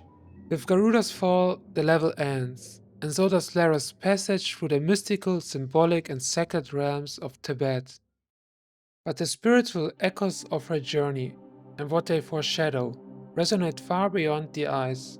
Lara's passage through Tibet is not merely a trek across snowbound peaks, but a descent into a world of ancient wisdom, spiritual guardianship, and esoteric trials. From the serene sanctity of the Barkhang Monastery to the haunting stillness of the Ice Palace, she traverses a liminal realm where every symbol, every prayer wheel, sacred flame, and temple bell carries hidden meaning. Each step deeper into the mountains draws her closer to truths long buried, that enlightenment is not without danger, and that knowledge often comes at a price. She begins as an intruder in a sacred world and ends as its temporary inheritor, trusted, tested, and ultimately transformed. The monks of Barking entrusted her with the seraph, but it is the monastery itself that tests her worthiness. The Dharmapalas, the eyes of Buddha, the red of Garuda, all serve to separate the greedy from the guided. In defeating the Garuda, Lara does not just earn the Talion, she symbolically claims the burden of knowing. The ice does not merely crack beneath her, it parts as if to reveal a hidden truth. Now, with the Talion in her hand and the shadow of Marco Bartoli ever looming, Lara stands at the threshold of an even greater mystery. The Dagger of Xian awaits, sealed behind stone and myth at the Chinese wall. Tibet offered clarity if not peace. What lies ahead is darker still. The Temple of Xian, where the line between human and monster, wisdom and madness begins to blur entirely. Still stranded in Tibet, Lara must find a way out. She stumbles upon a heavily guarded Fiamma Nera camp. Ever resourceful, Lara manages to infiltrate the camp and steal a truck. But the theft doesn't go unnoticed. The cultists quickly give chase. Among them is a mysterious man in a fedora, eerily reminiscent of the figure from the title screen.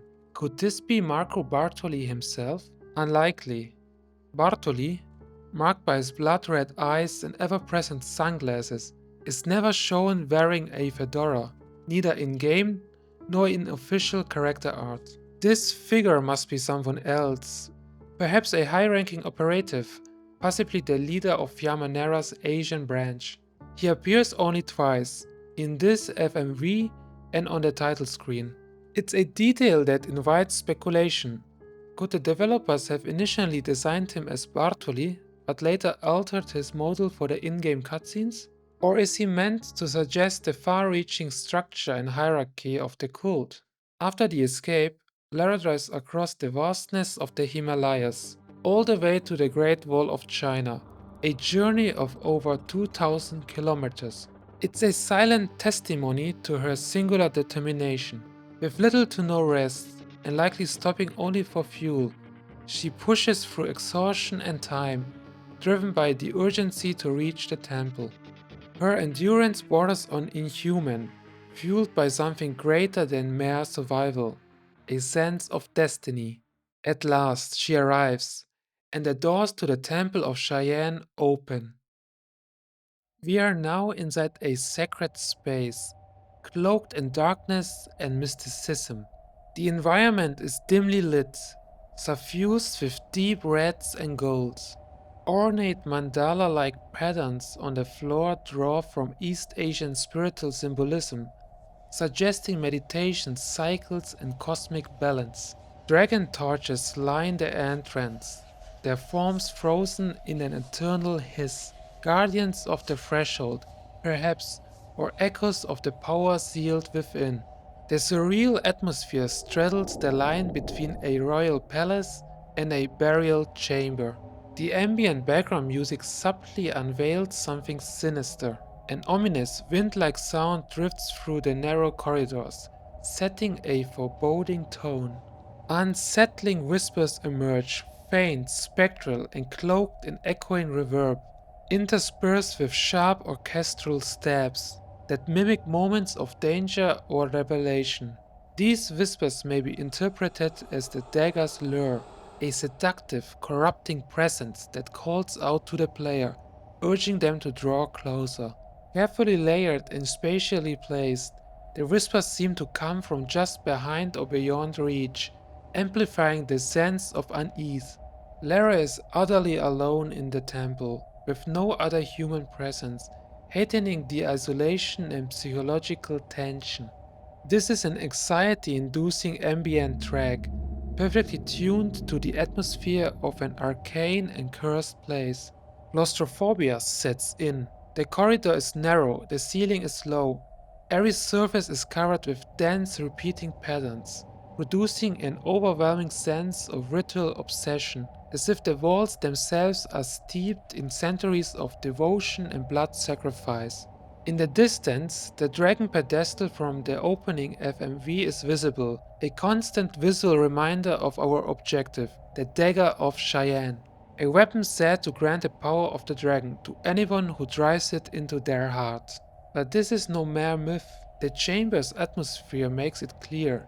We are entering a realm governed by forces beyond human understanding. The scarlet hues, the fierce aesthetic of the dragon symbol, the oppressive architecture, everything warns us that we are trespassing. The danger is not merely physical, this temple is alive with ancient power. The dagger does not grant strength without a cost. The mystical atmosphere of the Temple of Cheyenne becomes immediately apparent through its layered symbolism. Buddhist influences are etched into the walls. Serene images of the Buddha, seated in meditation, robed in red, emanate an air of stillness and transcendence. One figure appears to hold the Dharma Chakra mudra, a gesture of turning the wheel of Dharma, a symbol of spiritual awakening and cosmic order. Right next to some of these Buddha images, a dark skinned deity is depicted. It may represent a Dharmapala, a wrathful protector in Vajrayana Buddhism. Often appearing demonic, these beings are in fact enlightened defenders of sacred truth, warding off defilement and spiritual corruption. They balance the compassion of the Buddhas with necessary force. Think of them as a spiritual immune system. Together, the serene Buddha and the fierce Dharmapala embody two faces of the Dharma: stillness and fire, peace and righteous wrath. The opposing forces, the duality of yin and yang, become clear. While the fierce deity and Buddha symbolisms originate from Tibetan Buddhism, the violent dragon has its origin in Chinese imperial mythology. The temple becomes a battleground of archetypes, spiritual discipline versus worldly ambition. Remember how the Barkhang monks bravely fought against the Chinese emperor and his other worldly forces. That conflict wasn't just political, it was symbolic, a clash between sacred guardianship and imperial conquest.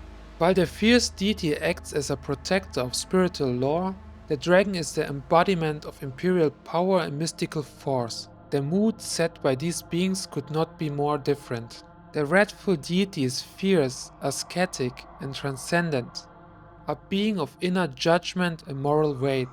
The dragon, thou majestic, is wild, untamed, a violent and elemental force. The deity defends sacred spaces, the dragon corrupts them, embodying the destructive and transformative power of the Dagger of Xian. In this mythic framework, Lara is aligned with the Dharma. Her presence in the temple is not one of conquest, but of trial. She is being judged, not just physically, but spiritually. The deity, carved in stone and fire, watches her every move. Is she fit to pass the trial of Cheyenne? Can she overcome the reincarnation of the Chinese emperor, Marco Bartoli, who is fully surrendered to the dragon's path? Bartoli is no longer a man. He is the dragon's vessel, the embodiment of ambition without balance, yang without yin.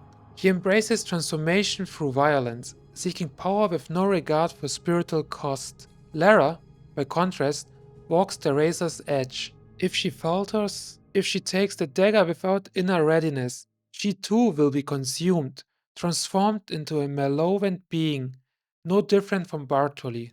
As we near the pedestal of the Dagger of Xian, we enter a richly adorned chamber, its walls alive with symbolism. Ornate dragon motifs dominate the space, each rendered with an almost sacred attention to detail. One texture features stylized golden dragons, coiled in harmony and facing one another, set against a deep purple blue backdrop that radiates imperial grandeur.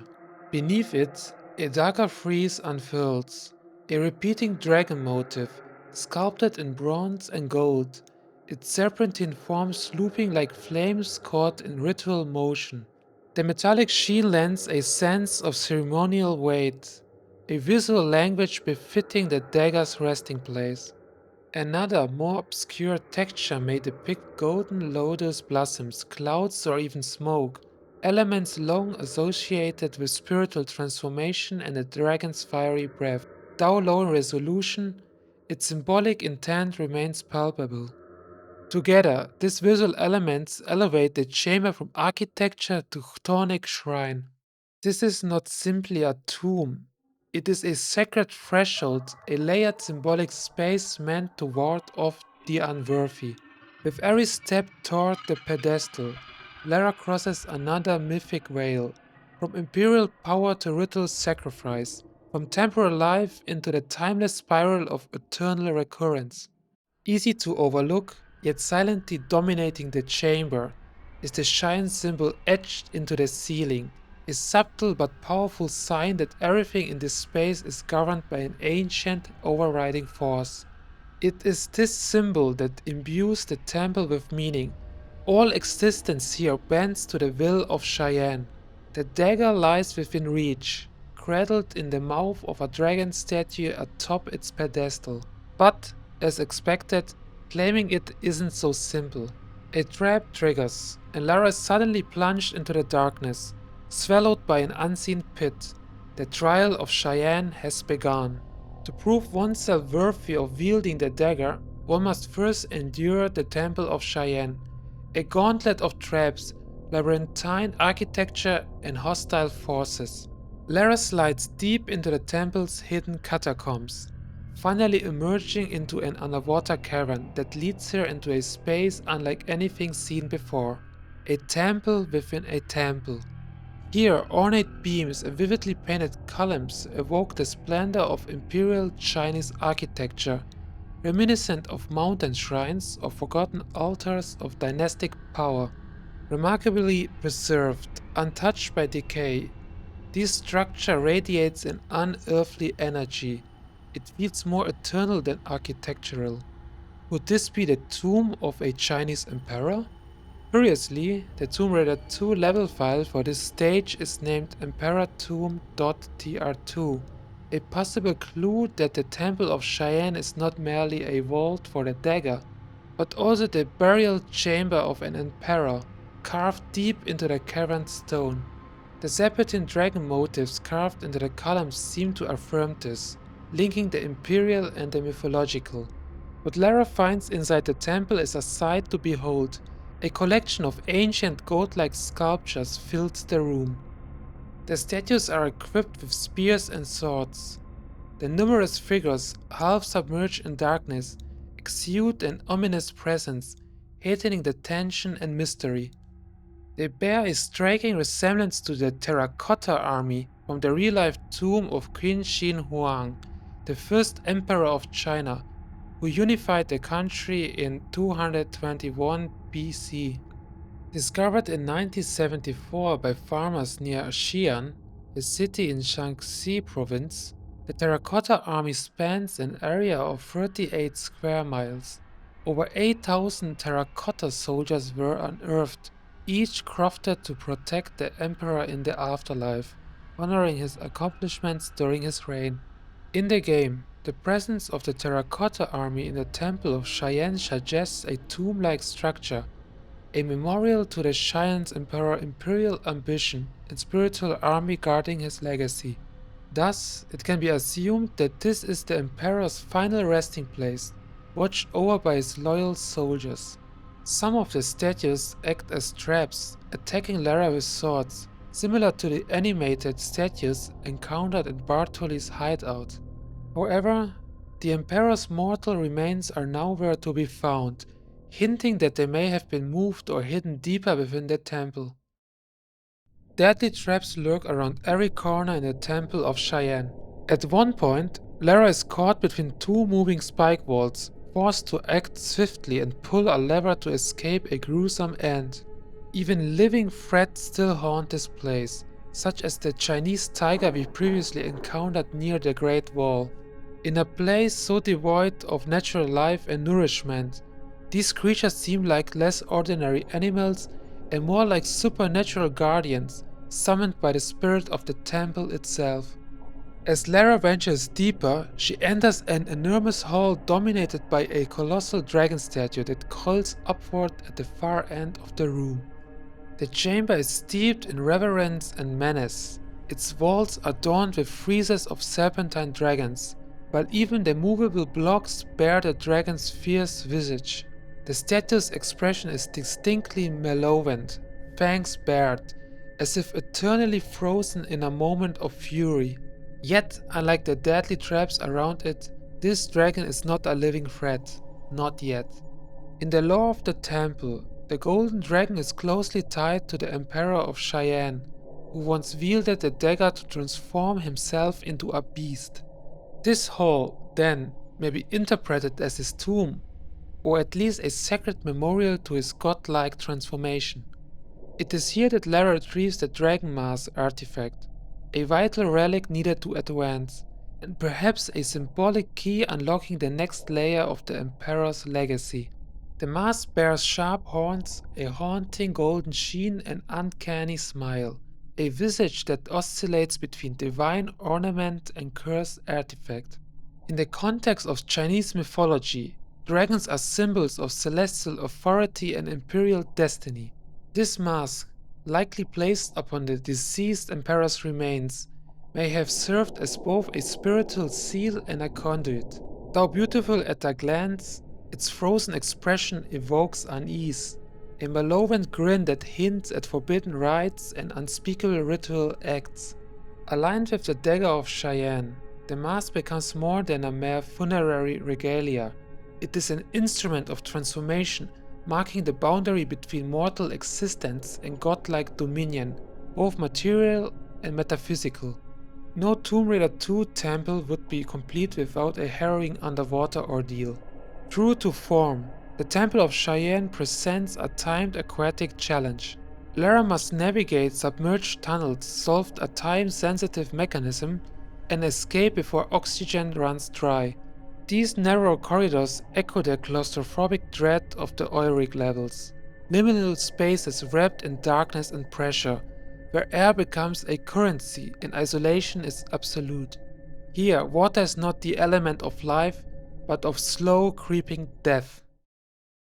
From these flooded thresholds, Lara ascends, or descends, into something far more infernal, the spider's lair. Throughout her journey, small spiders have lingered in the background, almost symbolic pests. But here, in the heart of the temple, their true form is revealed. Monstrous, venomous, and ancient, the spiders guard a subterranean nest drenched in dread. One wonders whether their grotesque size is natural, or a symptom of the dagger's corruptive influence. The chamber is shrouded in darkness, pierced only by the luminous webbing that decorates the stone like veins of white fire.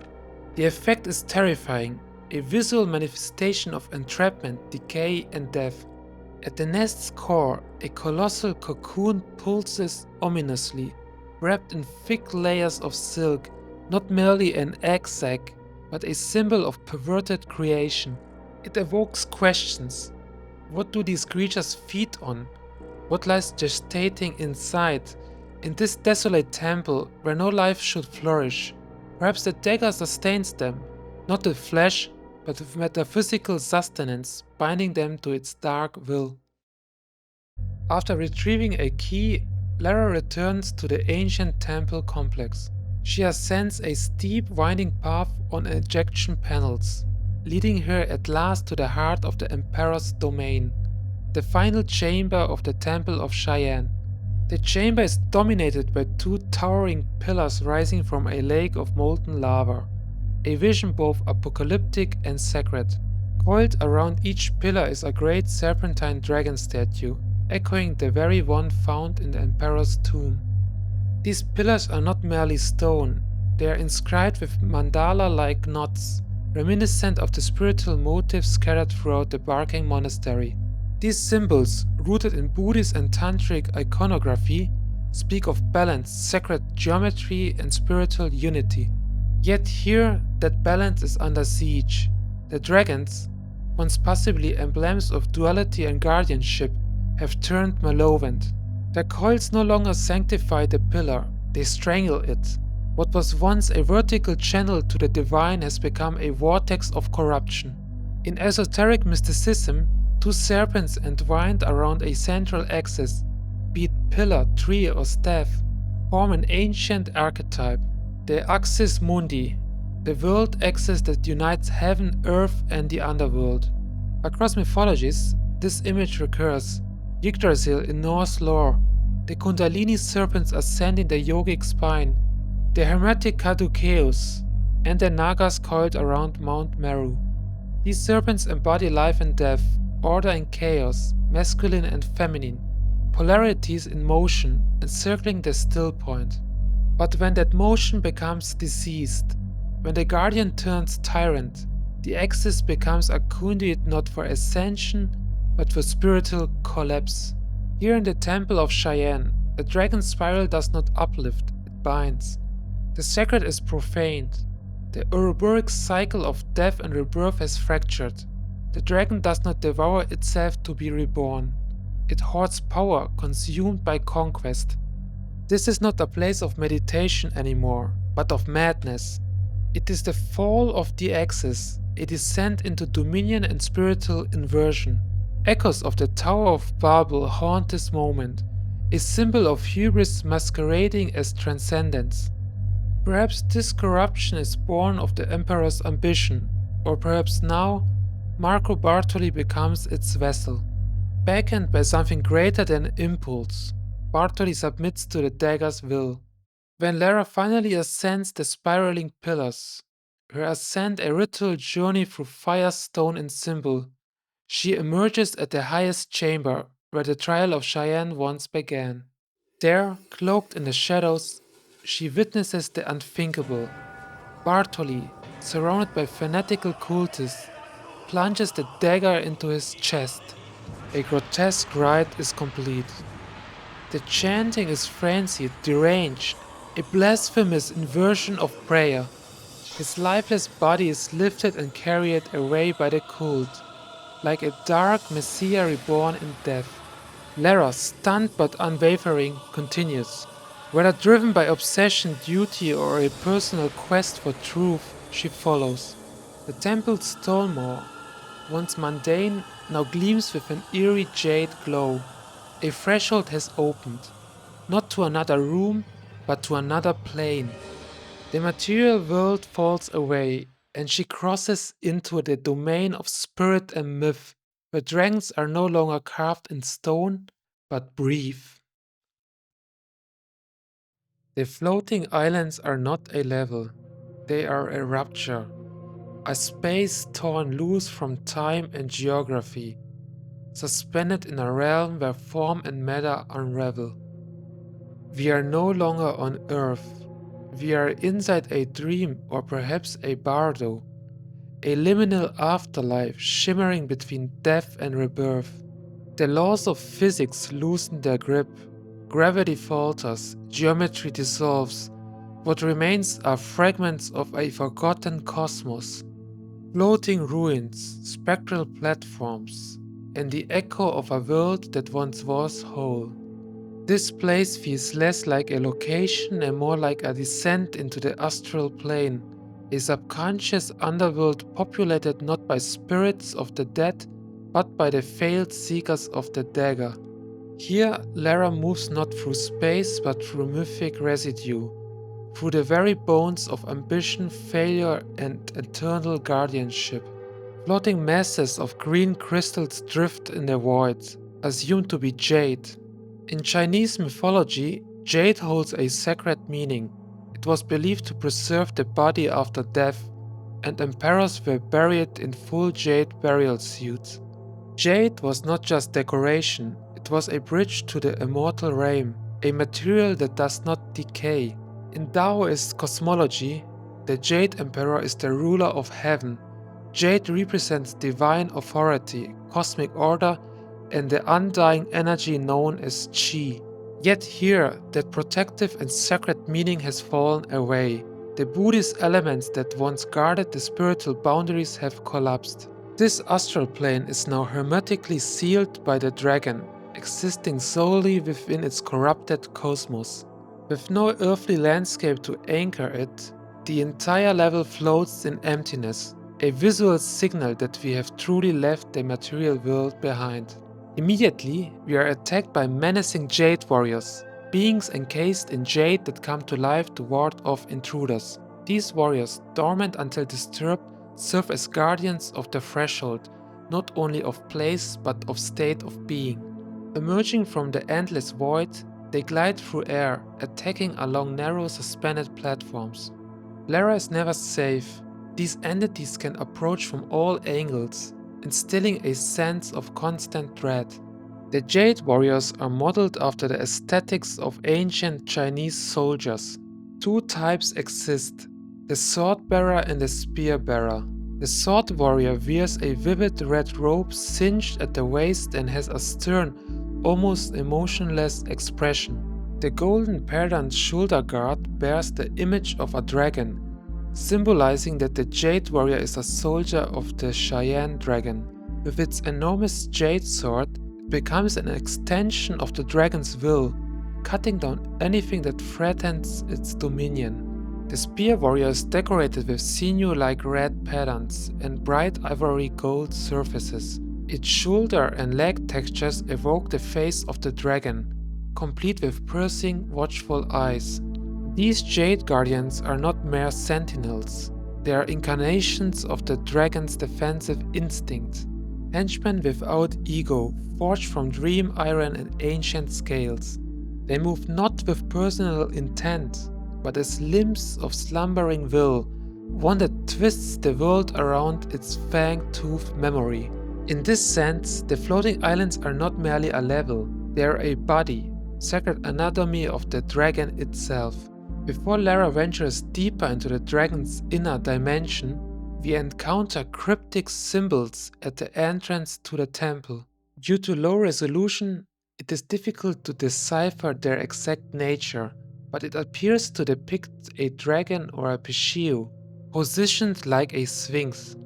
This deviates from the usual serpentine form of the dragon and may symbolize guardianship, a quality associated with these mythic beasts in traditional Chinese folklore. To proceed through this mystic dimension, Lara must acquire two sacred plaques, objects charged with esoteric meaning. The first plaque bears a portion of the Xian symbol, a circle bisected by a line. This visual reference evokes the yin-yang, the wholeness of life split into balance.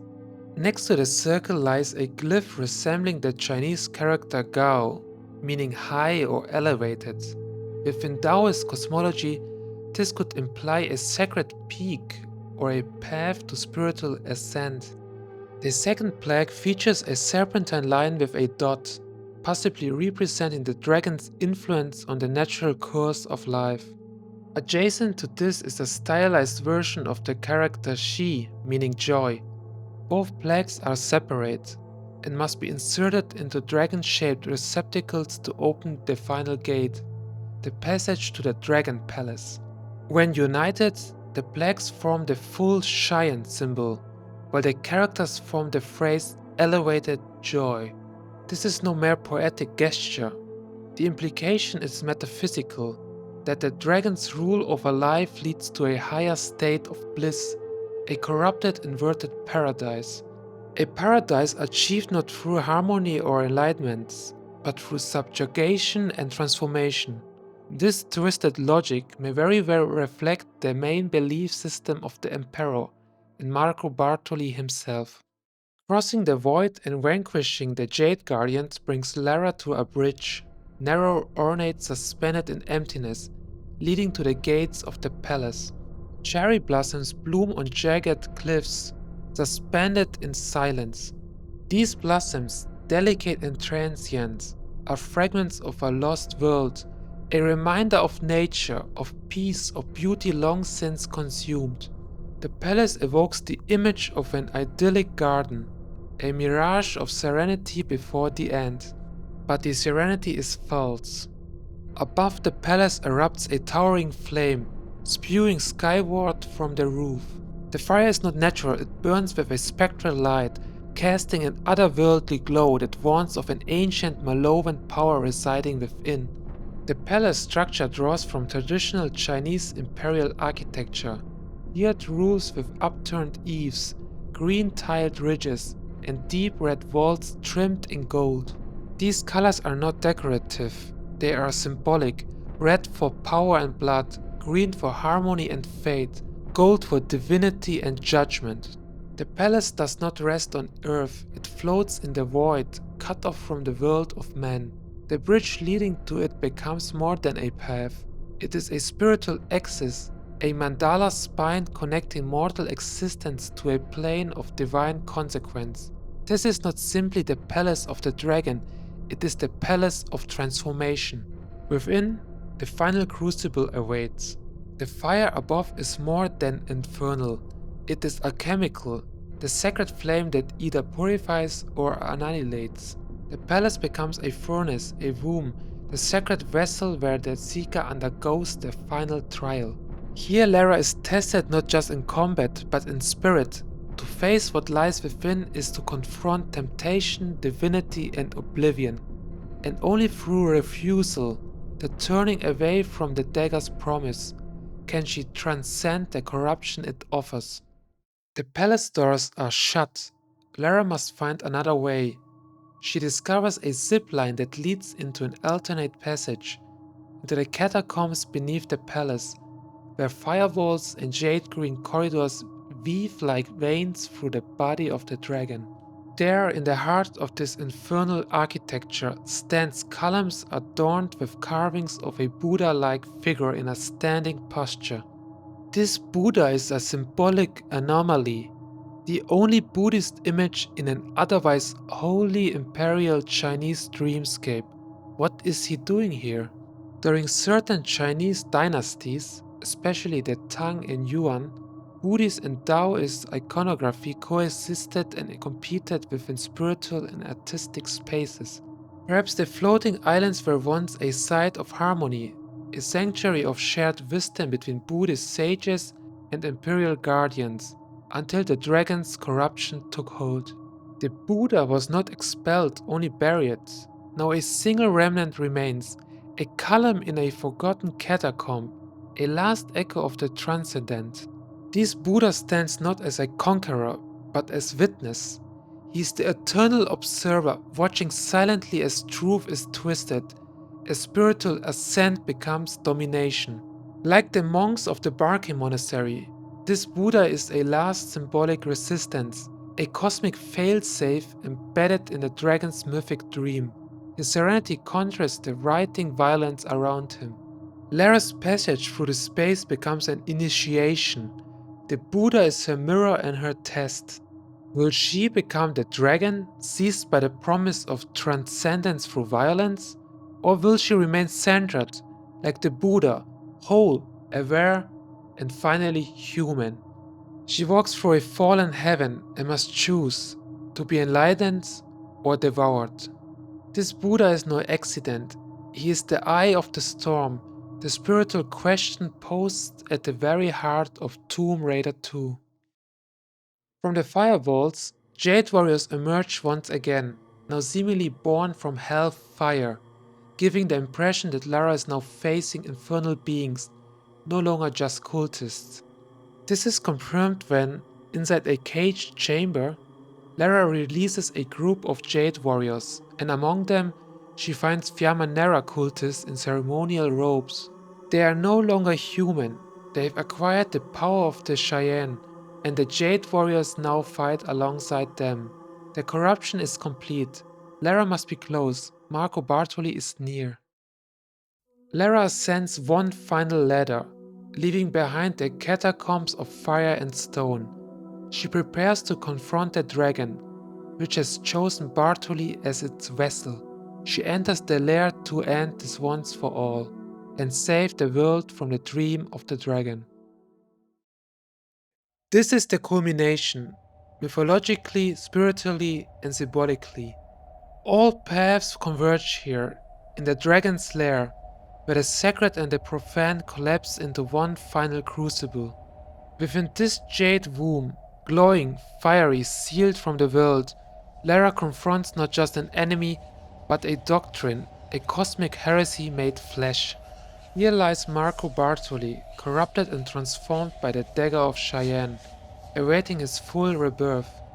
The chamber around him evokes more than a temple, it feels like a mythic underworld or a hellish sanctum where ambition incubates and divinity is perverted. It is a place of alchemical inversion, a furnace of becoming twisted. The dragon sends out his final line of defense, his strongest jade warriors. These are not soldiers of flesh, but manifestations of will forged in the same jade dream that birthed this cursed place. But they are no match for Lara. She, the intruder from the material world, carries within her the clarity of reality, the force of past trials, from the blood-soaked canals of Venice to the drowned grave of the Maria Doria to the sacred snows of Tibet. Her path has already forged her spirit. In the next chamber, 6 ceremonial cultists hurl themselves at her, not as men, but as martyrs of madness, sacrificing themselves in a final, futile attempt to halt what they cannot understand. Their devotion is blind, their mission hollow, they die in vain. Still deeper, Lara discovers a third sacred plague, adorned with the now complete Xian symbol. Unlike the plagues before, this one does not guide or unlock, it announces the world has fused with the dragon. The transformation is not just of body but of cosmos. The dragon is no longer becoming, it is, and its shadow now looms across all things. Then comes the silence. Lara enters the ritual chamber, where Bartoli lies motionless, the dagger embedded in his heart. His body is limp, slack, a vessel already used up. This is not a man awaiting resurrection. This is a relic, a cocoon. His flesh has served its purpose, and what remains is a shell. The air is still, heavy with dread. Is it over? It is not. As Lara approaches, a violent explosion shatters the silence. Bartoli is gone, erased. In his place, the dragon emerges. This is not a dragon of harmony or wisdom. It is a grotesque god, born not from nature, but from obsession. Its body is angular, golden, armored with spikes and hate. It glows with false radiance, dazzling like gold but empty. A radioactive divinity, not a sacred one. Its form is thick, animalistic, and unnatural. Where traditional Chinese dragons are serpentine and celestial, this one is rigid, deformed, the perversion of an ideal. Its claws are blackened, its teeth jagged, its eyes ablaze with hunger, not clarity. It is not a symbol of cosmic balance, but a weaponized god, constructed by the will of man. This is what the Dagger of Xian truly promised, not union but possession. Bartoli did not become the dragon, he was erased by it. His soul consumed, his identity hollowed out. The dragon is not Bartoli enhanced, is Bartoli annihilated. This is the final form of Xianic theology. The Zika is the sacrifice. The ego is offered up and power takes its place. What remains is a divine husk, a conscienceless god forged in fire, blood and ambition. It is an inversion of the great work, not the philosopher's gold of spirit, but a black alchemy, producing monstrosity instead of purity. And now Lara must face it. Her battle is not just one of survival, it is a test of being. To defeat the dragon is not to overpower it is to refuse its offer, to remain human, even in the face of godhood. In the presence of Buddha, whose silent gaze still lingers in the jade-carved columns, she must choose to ascend through violence or to stand firm in spirit. The fight is brutal. Lara is wounded, her ammunition runs low. She awaits flame and fang facing a creature that does not tire, that does not reason. But in the end, she prevails. Not by brute force, but by insight. The dragon is not immortal. It draws its power from the dagger, still lodged in its heart. Its life force, its anchor. Lara approaches. The flesh around the dagger pulses, glowing with false life. She pulls it free. And in that moment, the illusion collapses. The dragon dissolves, its golden flesh unraveling into dust. What remains is a skeleton, pale, brittle, lifeless, not a god, not a monster, just bone. And no trace of Bartoli, no corpse, no soul. The man we have pursued across continents, across myth, is gone, extinguished. There will be no reincarnation. This was his final transformation, and he paid the ultimate price for it. With the dragon's death, the floating islands collapse. The corrupted energy that birthed them begins to consume itself. The palace trembles, fire erupts through its halls, the ceiling cracks. The entire dimension, born of madness and myth, begins to die. Lara flees through a hidden exit, sprinting through the collapsing dream. She emerges outside the Great Wall of China, the place where it all began. Behind her, the walls erupts in a final spectacular explosion, releasing the last breath of the dragon into the world. Only smoke and rubble remain. Lara has survived. The dagger is no longer in circulation, the cult is finished, the dragon is dust. However, she collapses. And when she wakes, amid stone, ash and silence, she wonders, was it real? Or was it only a dream? The Dagger of Xian is sealed away, the dragon is slain, the floating islands have crumbled into nothing, Lara has returned. Back in Croft Manor, nestled in the quiet hills of Surrey, Lara finds herself surrounded once more by firelight, velvet and stone. In the warmth of her bedroom, dressed in her nightgown, she contemplates the object that brought her across the world and back, the dagger, now resting gently in her hands. Its power is dormant, its myth concluded, and for the first time in what feels like an eternity, she is still. But the myth is not finished with her. Outside, under the cover of night, shadows stir. The surviving members of the Fiamma Nera have followed her home, not for conquest, not even for the dagger, but for revenge. Their leader is gone, their god is dead. All that remains is rage without purpose. Like ghosts without a grave, they come not as men, but as remnants. The manor, once a place of training, of comfort, of identity, becomes a battlefield. Under the faint starlight and moonglow, its familiar corridors turn hostile. The flicker of the fireplace no longer warms, but casts long, fearful shadows. Lara's own home becomes a dream fractured by intrusion. And yet she holds the advantage. This place is her sanctuary, her temple. She knows every corridor, every blind corner, every hidden route. But even still, there are places one fears to go. The attic, cloaked in silence and dark geometry. The garden maze, eerie in its overgrown stillness, where the sound of rusting leaves might not belong to the wind. There is no exotic temple here, only the familiar made uncanny. The attackers are no strangers, they are ghosts of Venice, the same gangsters Lara outwitted in the canals and opera halls. Somehow, impossibly, they've driven all the way to Surrey. Their reach is not just geographic but spiritual. They are the long shadow cast by adventure itself, trying to reclaim what has already been buried.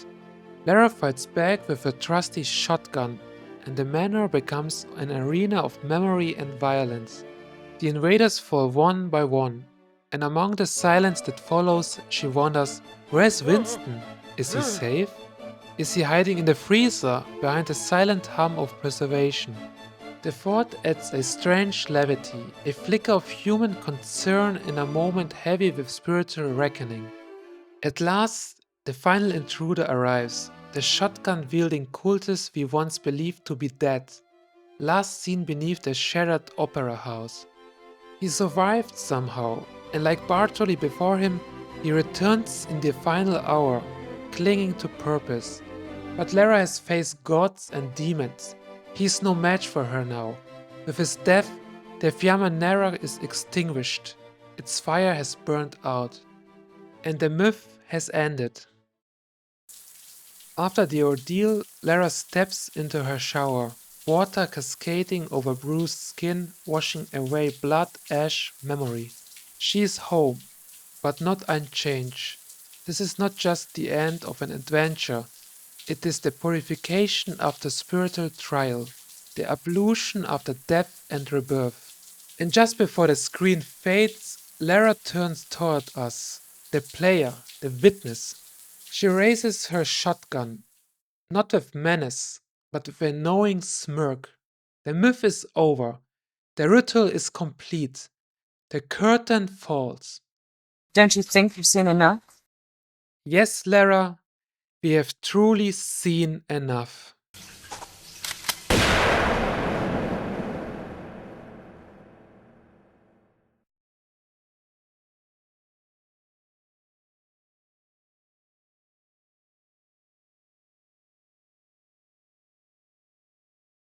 From the canals of Venice to the monasteries of Tibet, from the rusted grave of the Maria Doria to the floating shards of the unreal, Tomb Raider 2 is a mythic descent disguised as an adventure.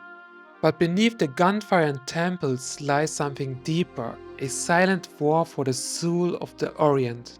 At its heart stands the Dagger of Xian, not merely a weapon, but a crown, a symbol of dominion over fire, spirit, and self. And two claimants stand before it, Marco Bartoli, the Italian heir to a crumbling occult aristocracy, and Lara Croft, the British archetype shaped by imperial memory. Both seek power, but only one understands its cost. Venice is where the journey begins to turn. Behind the opera mask and flooded corridors, Bartoli stages a pageant of control, a death cult wrapped in ritual, obsession masked as destiny. His men wear the Xian symbol not as devotion but as costume. Venice, with its rotting facades and blood beneath the water, becomes a mirror of imperial decay, beautiful, deceptive, already drowning. The Maria Doria is a tomb of guilt, a floating mausoleum where capitalism, spirituality, and megalomania collided.